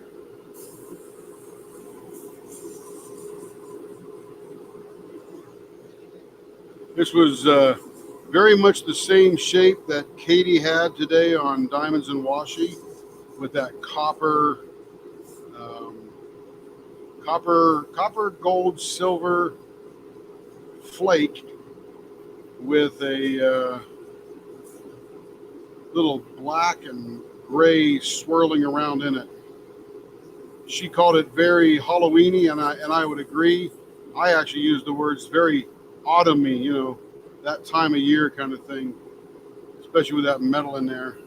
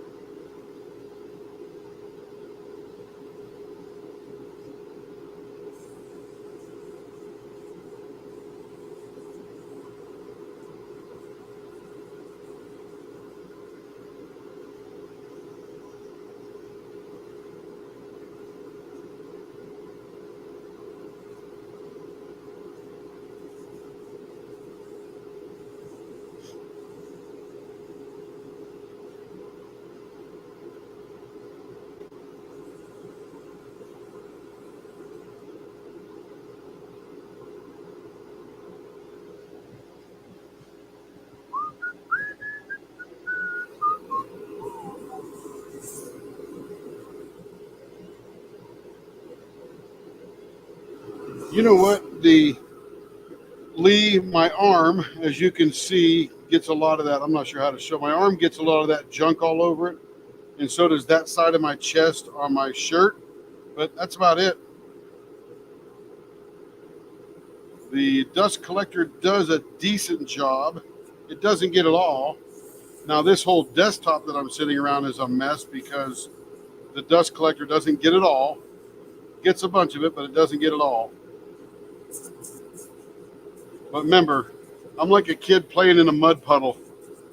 I am happy and at home around tools, and I never knew that I had this creative side of me, that I can make these pens and sort of have a creative outlet, because I never, ever, ever consider myself to be a creative person.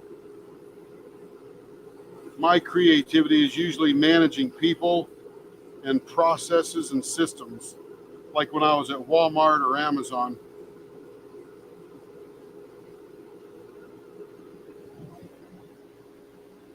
All right, one more of this lower grit should take care of this one.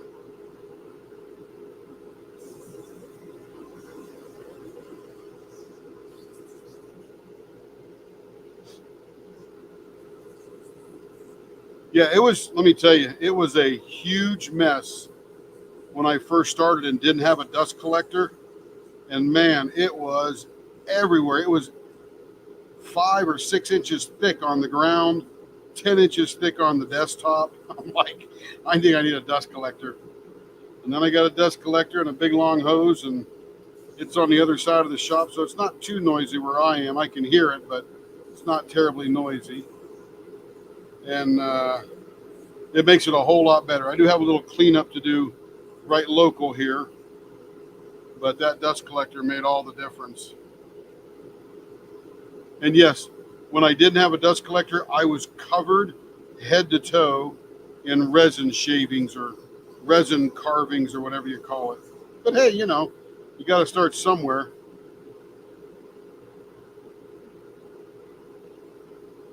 All right, I got a little bit right here.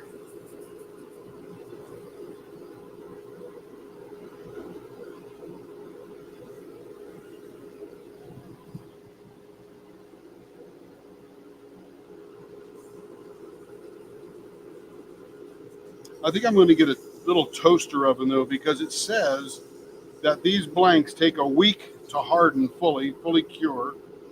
But if you soak them at 106 or 170 degrees for 16 or for an hour, they're now fully cured.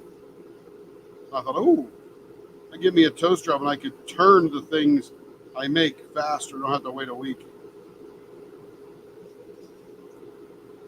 All right, that's feeling good now.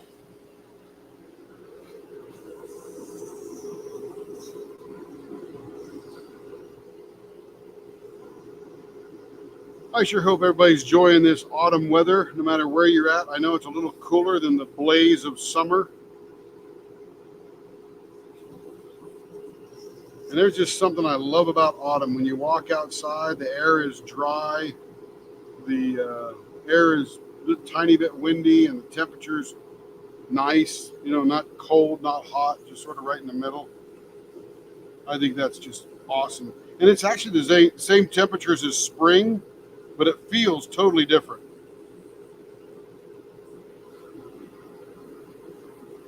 And one day we'll move to Florida where there is no season. It's just hot or not hot. Hurricane or no hurricane. All right. Stepping up to the next grit. Almost always warm or hot in Florida. Yes, sir. That's what my wife wants. Carrie wants heat. She wants heat.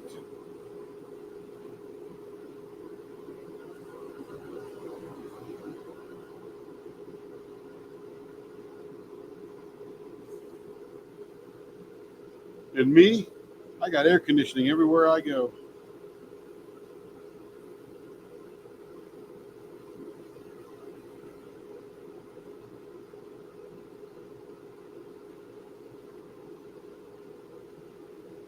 Feels good.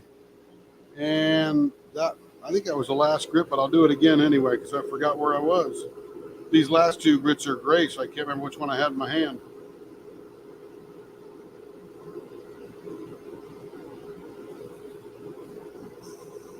Yeah, it must have been this one I had because there's no grip at all.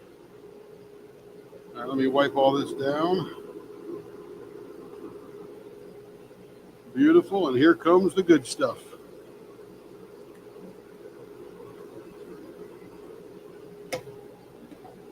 Are you in Florida, Lee?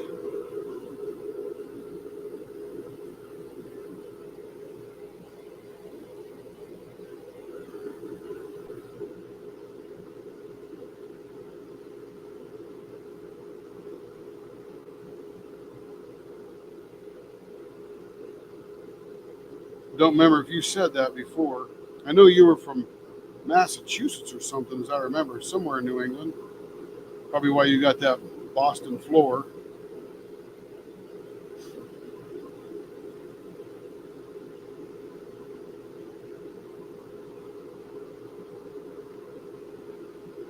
All right, this baby is done. And there it is. Oh, that's pretty cool. This is a candy cane mold. Again, Carrie picked a beautiful red. And in between that beautiful red is this white with mica powder that's chunkier, so it looks like snowflakes or icicles or something. Very cool.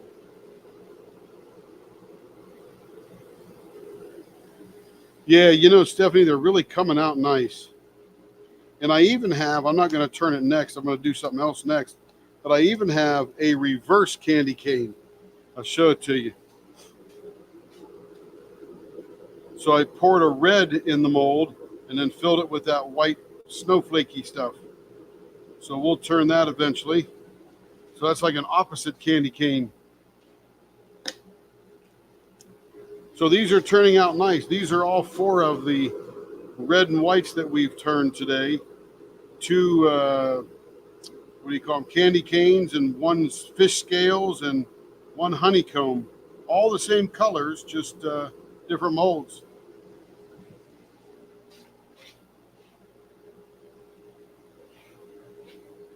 All right, let me get this one loaded up here.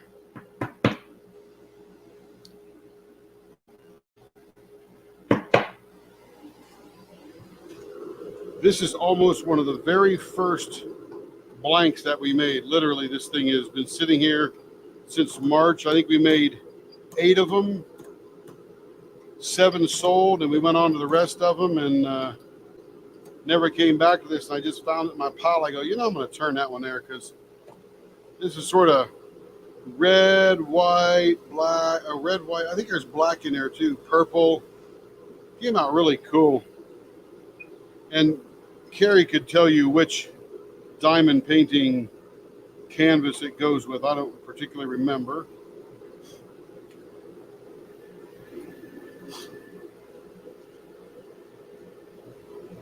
Yeah, I think that red and red one will be pretty cool. All right, so this was a 6-inch blank. Let's come in about, let's go 1/2 inch on this one. And let's find the middle right there.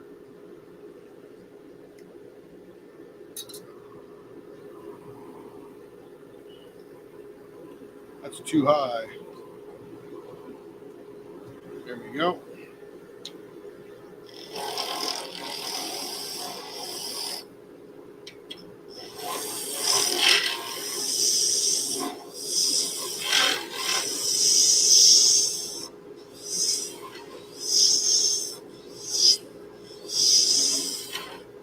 Yeah, this blank is 100% fully cured. You can tell by the way it's turning. Looks like Carrie is back. The garage door goes open, so I get this nice blast of cool air. I love it.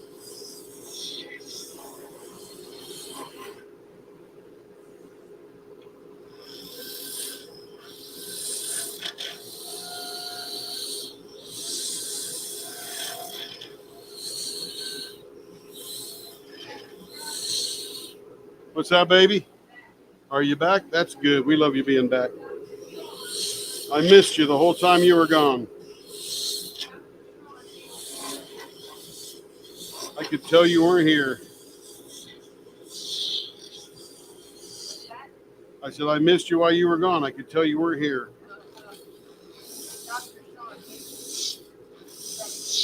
That's good. Dr. Sean is our son, Sean. He's not a doctor, but he's an independent medical duty technician in the Air Force, and he's attached to an F-35 squadron at Hill Air Force Base in Utah. So whenever Carrie feels yucky, has something going on, she gives her symptoms to Dr. Sean, and Sean will tell her what over-the-counter stuff she needs to go get.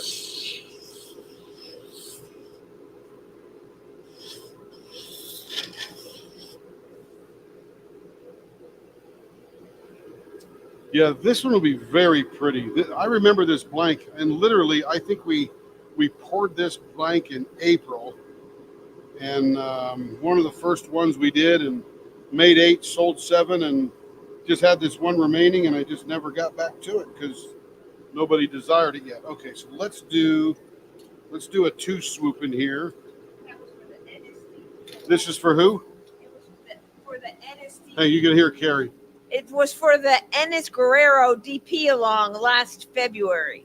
Oh, is that how far it was ago? Maybe it's older than March. I guess we did that in February or something. Let's go 3/4 either side of that line there. Ennis Guerrero DP along.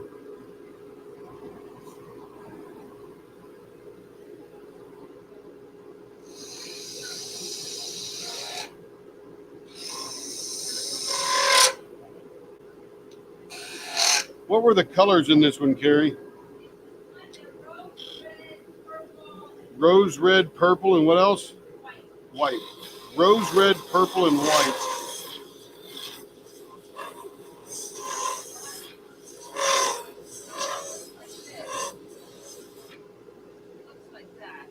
Oh.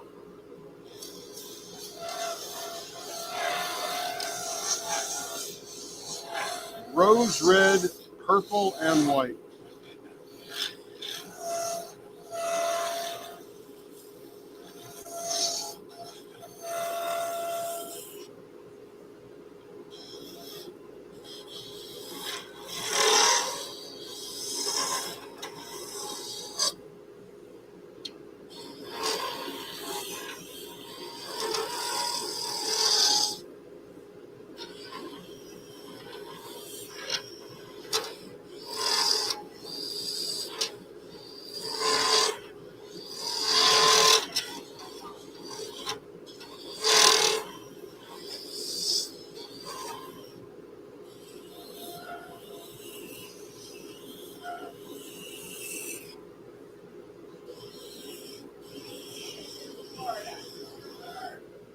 Yeah, where were you in Florida, Lee? I forgot to get back up on that conversation.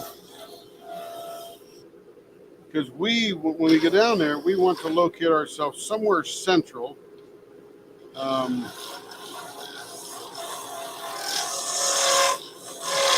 Not in Lakeland proper, but either a little north of that or south of that.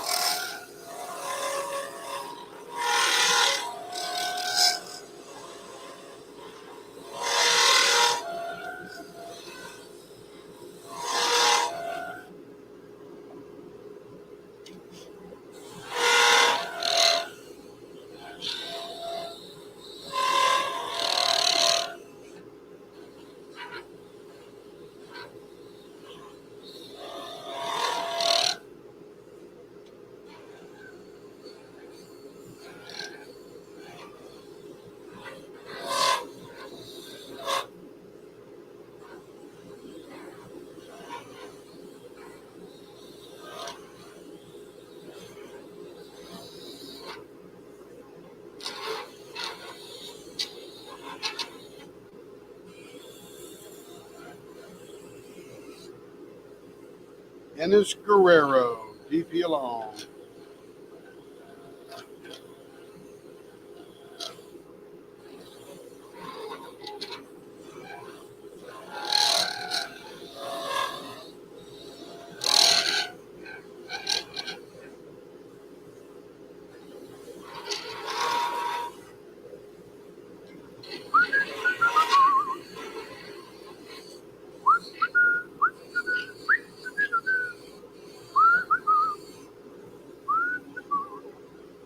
All right, let's see what we got shaking here for a measurement. Yeah, that's going to be the bomb when we shine that one up. 0.5, that's perfect. 0.54, 0.56. That one's got to come down just a hair. This end is perfect. This end's a hair fat. Not much, just a hair.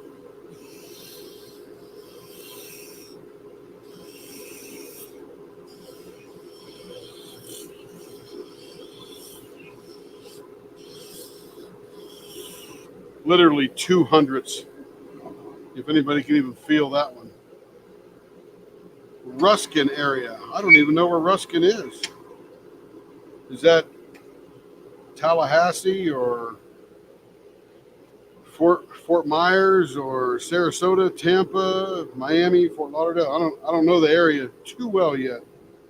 I know where Orlando and Jacksonville are, and of course Daytona and that kind of stuff. Hillsborough County. Oh, here we go.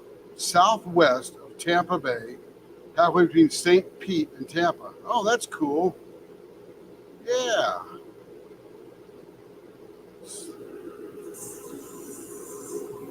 I was actually looking at some town out there on that peninsula.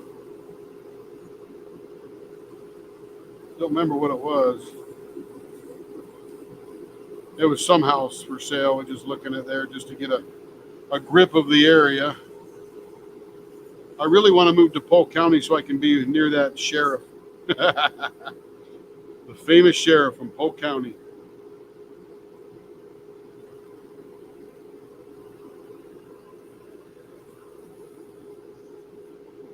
But I definitely don't want to be in the city. A little bit of country for me. Besides turning diamond painting pens, I'd like to get a sawmill and make slabs. Sell them to people.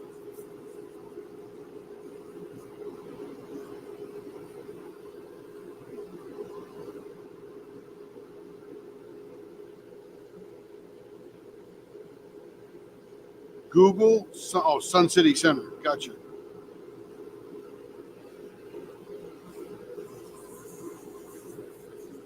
I will when I'm all done today and get a nice shower.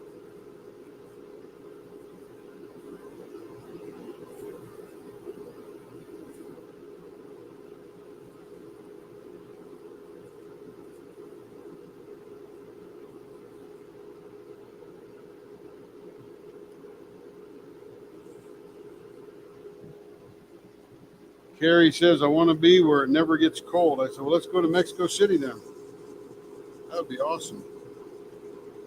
Mexico City's pretty awesome. Up and rising. I mean, 22 million people, I think, live in the area. That's large. But there's some pretty good sections there.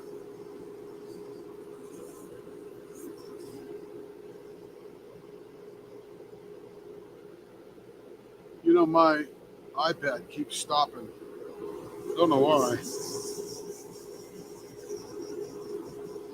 I use it to let me know I'm still broadcasting.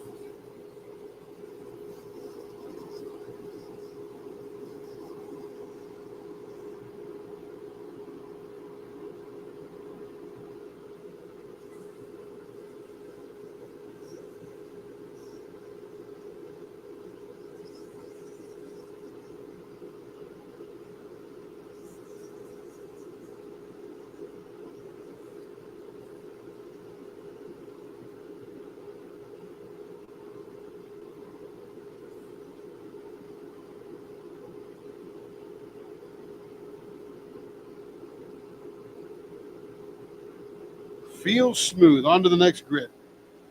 Beautiful.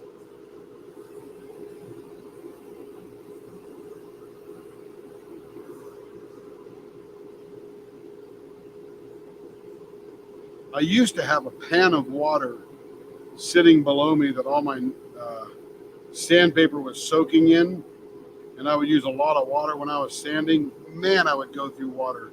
Now, this bottle here, I've had it all day long. Only gone through 80% of it for all the turning I've done, because I just meter out little drops of water.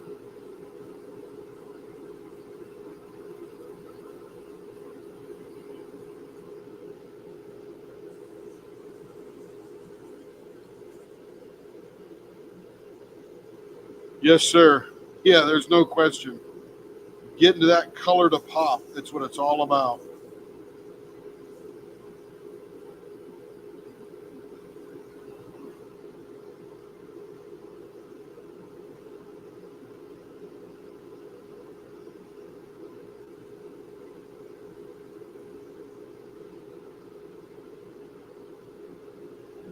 Feels good. Okay, now we're going with the next to the last grit.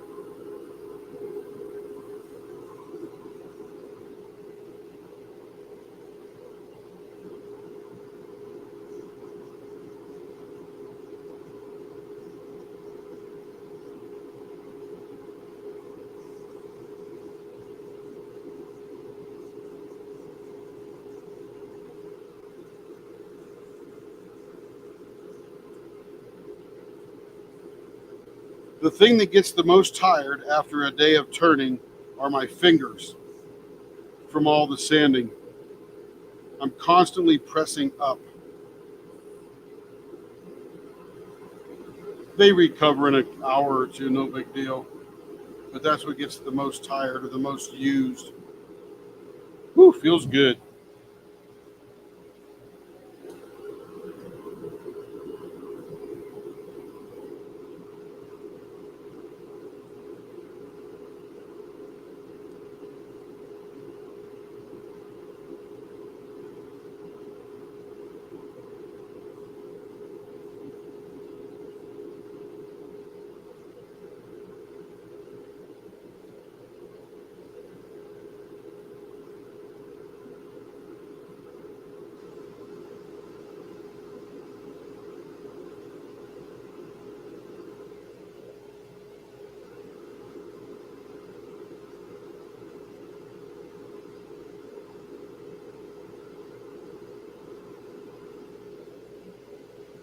All right, we'll stop this one to prove Lee correct.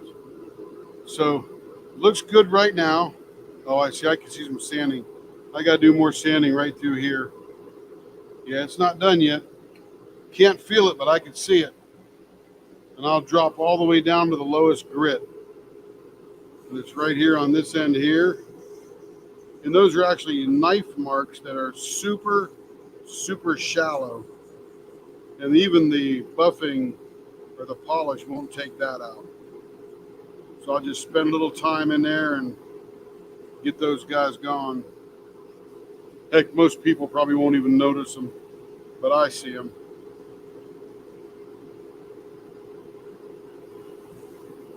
Oh, I got two pieces there. You drop one off and come back for it.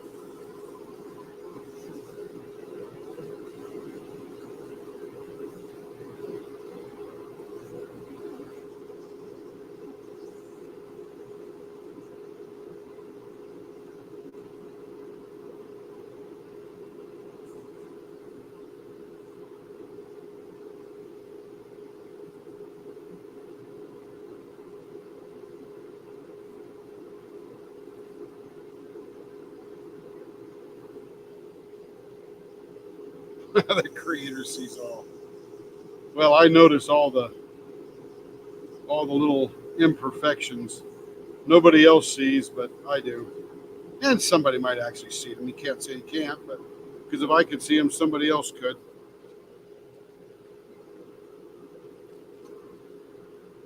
All right, let me dry that off and see what we've accomplished there.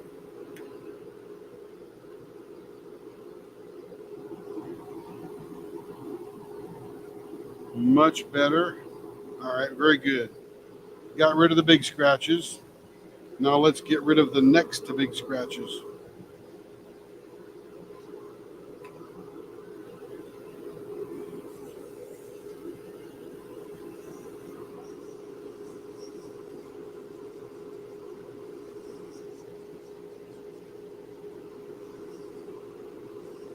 I'm glad I stopped that to look at it.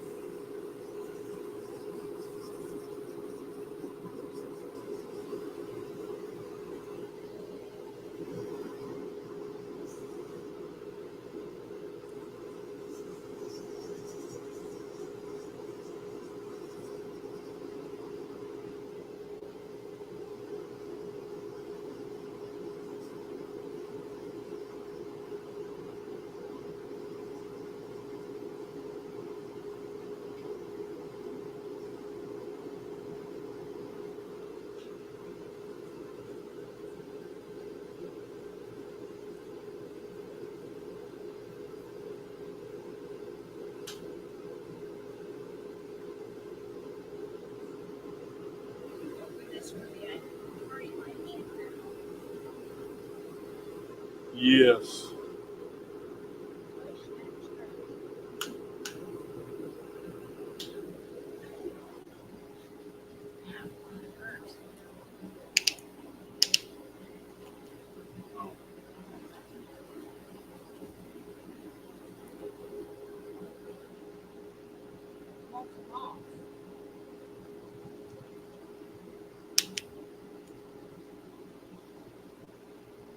That's a weird one.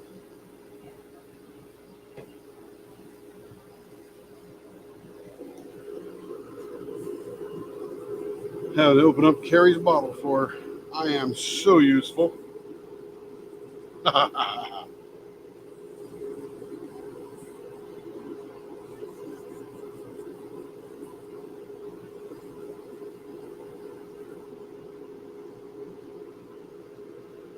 you know, you don't want to send a product out there and be embarrassed when somebody points something out that you should have seen and we're in too much of a hurry to notice.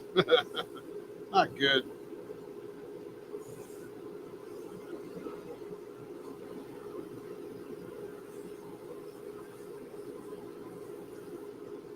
I don't even care about the money for postage to move it back and forth.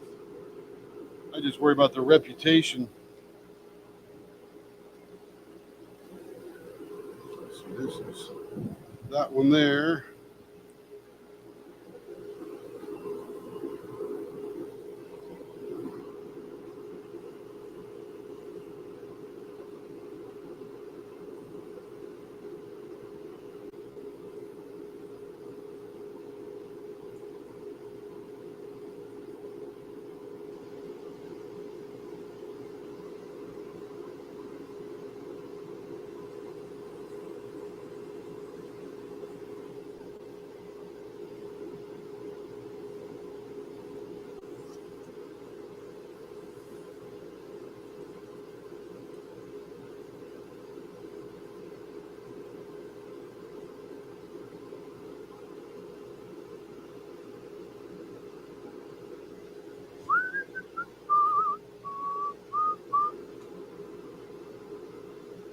All right, one last grit.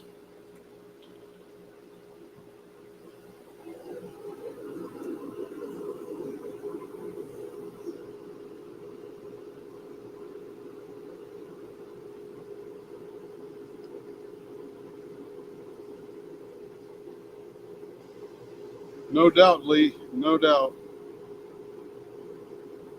That's why I'm working on under a very bright light, focused down on the pen.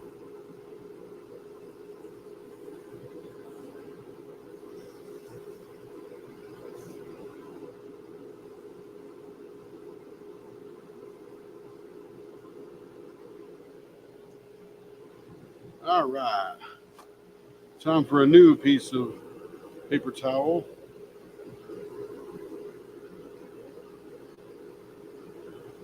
All right, let's see if that looks a lot better. Much better. Much better.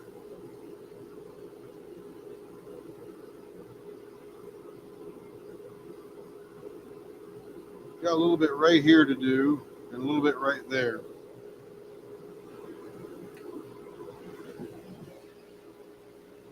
I'll drop down to the second finest.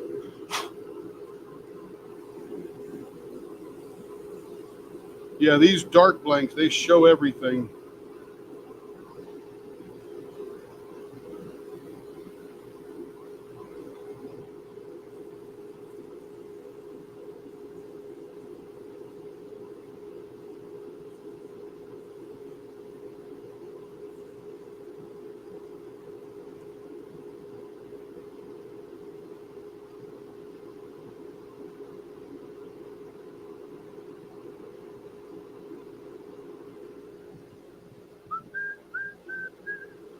And the finest, grit.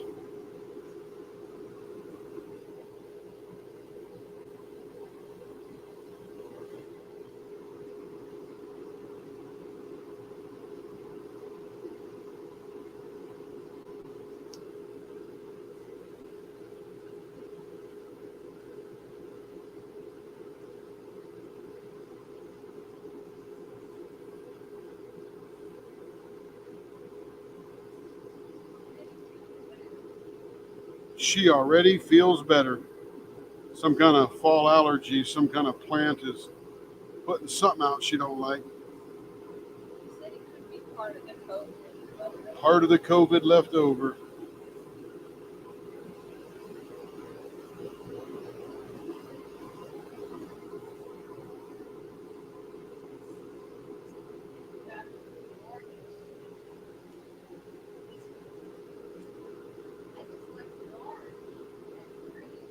All right, let's see how she looks now. All right, much better, much better. Okay, here we go. You saw that, and Lee is going to be right. He says at this point here, it looks cool, looks good. But Lee, but once he's Diamonds and Dew, aka Lee K. But once you do that polish, man, it just sets it on fire, literally. And it's amazing how it doesn't take very long for it to do that. It's not like I'm spending an hour buffing these pens. They come right out.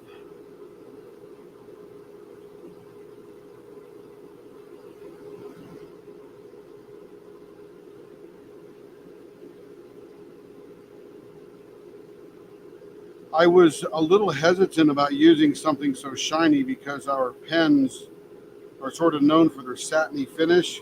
And what's cool is even though this glosses it up, we don't lose that satin finish, that nice grippiness. Oh yeah, this is gonna pop. Oh my goodness. Whew. I do have to trim that end right there. I just noticed. So I'm gonna take that off.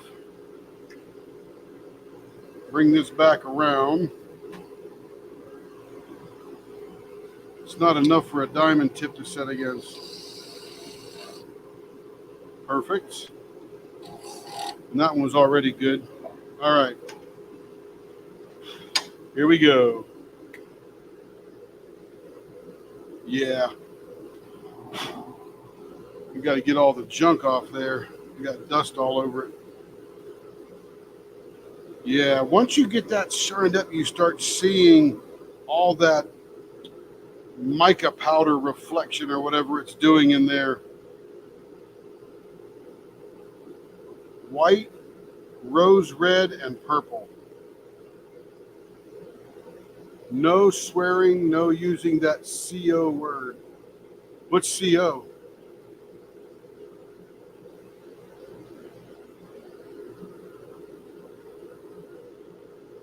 This is one of the better blanks I made. It's pretty cool.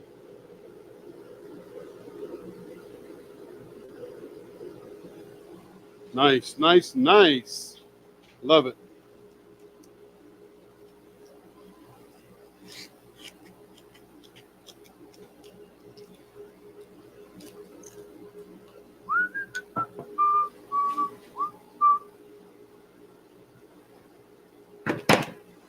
Let's see. I got to put these bushings in. I got to refill my water. Oh, COVID. Yeah. That COVID's stupid. It's real, but it's stupid. Especially because, anyway, I'm not going to get into it. Everybody's got thoughts about that COVID and stuff, and we'll leave it right there because we're having a good time tonight. And we're not going to go in that direction. Okay, let me refill my water bottle here.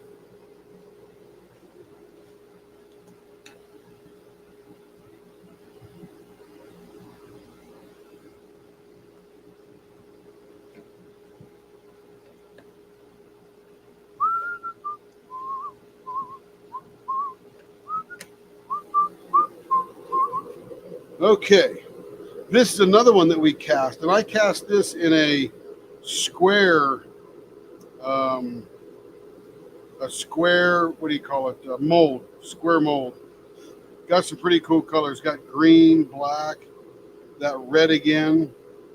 I don't even know what I was going for. I was just mixing colors that might look cool. Oh, you made me swear. Yeah, sorry about that, man. Let's see. Let's give a little, we'll do a, what is that? 3/8. And then let's find the middle. This is 5 1/4. Right there.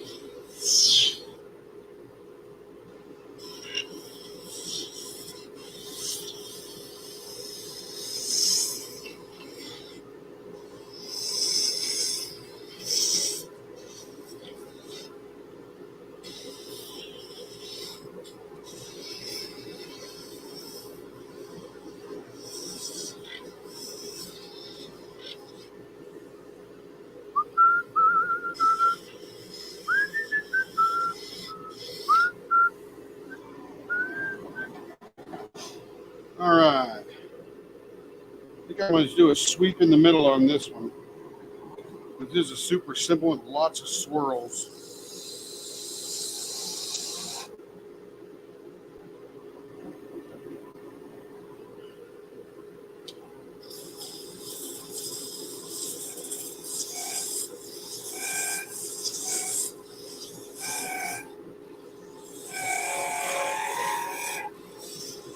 I'll make a bit of a long curve in there.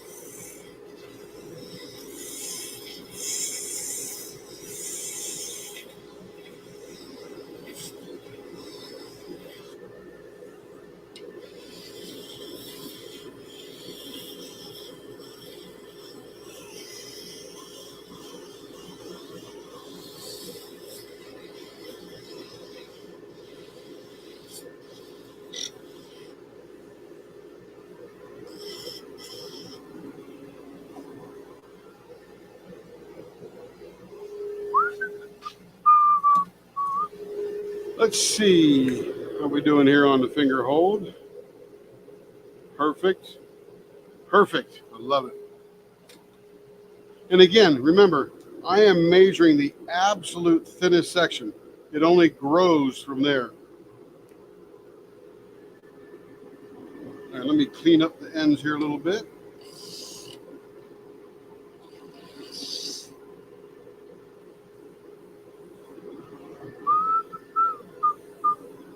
All right, let me look at the profile. This one here is a little too fat as compared to the other one.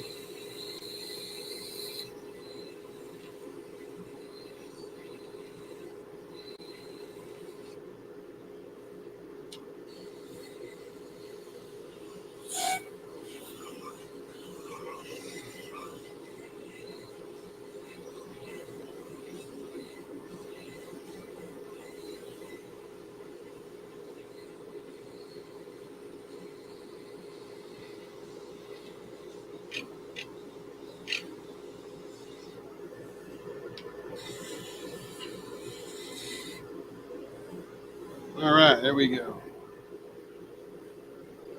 So I gotta get a little bit, take a little bit off in there to make that like the same curve as the other side. There we go. Nice. Okay. Time to finish.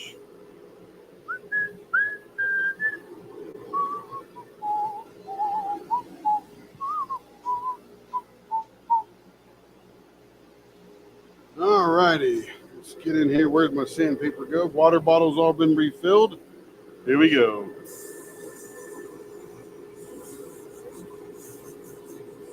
Gotta tell you, if I didn't have to sleep, I could do this all day long. And when I'm not going live, I've got YouTube on the TV above me here, or listening to an audio book with my headphones on, or something like that. Be in La La Land all day long.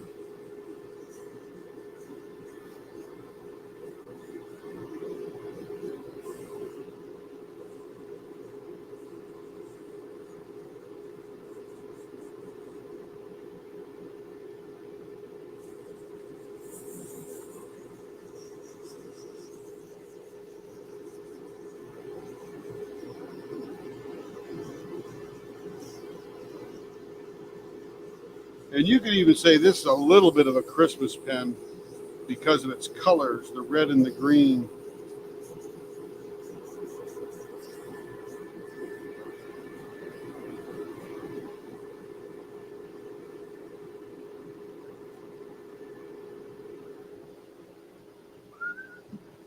I'll use one more piece of the same just to make sure I got all the big scratches.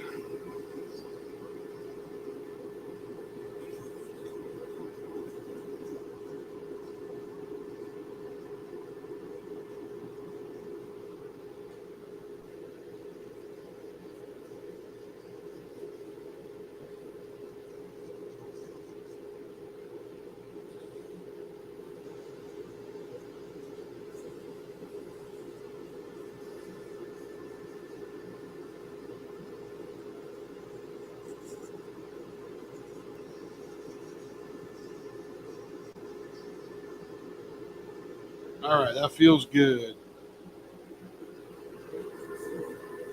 Reminds me of a song. That feels good. Do do do do do do do. Like you know that it should.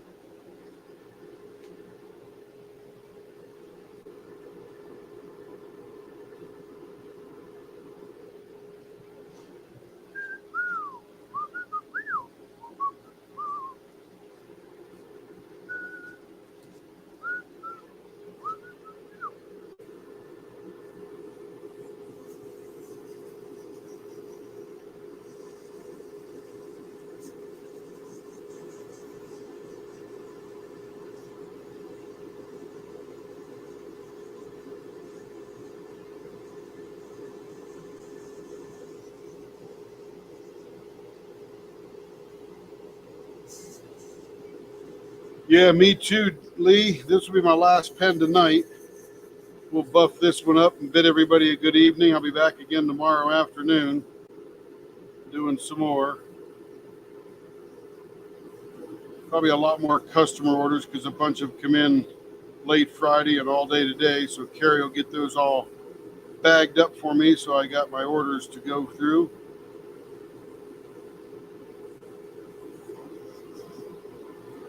All right, two more sandpapers and this one will pop.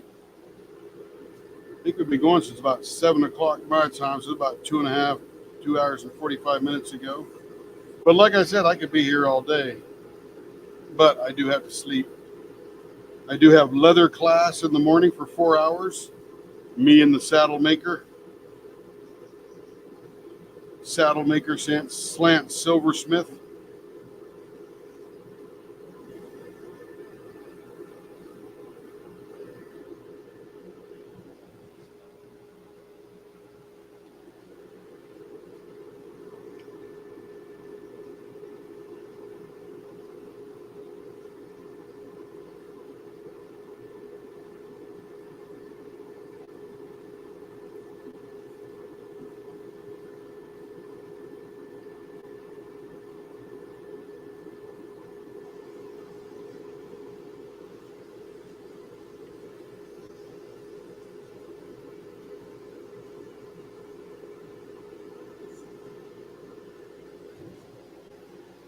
All right, we're gonna wipe this one down.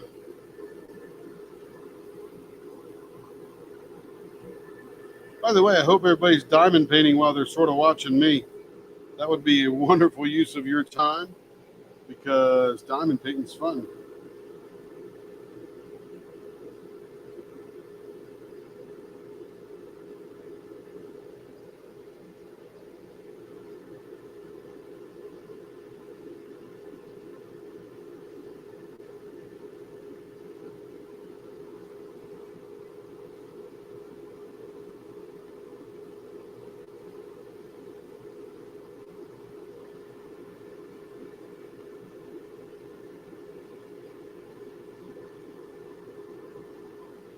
All righty, here we go. Stopping the lathe. Oh, yeah, that pops. Woo!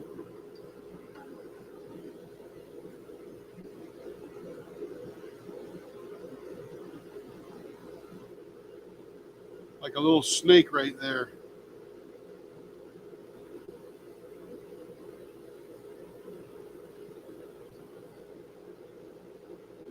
Yeah, it does, doesn't it? Green and red, a little bit of black swirling around. It's pretty cool. Great colors. Who knows? That might even be candy apple red. A little bit of a black streak coming through there, hidden in there with that green. That's cool. Very nice. All right, everybody. I wish you to have a wonderful evening, and I hope that you all sleep well. And we'll see you tomorrow afternoon if you are available. All right. Thank you, everybody. And I'm going to end the stream right now. See you around.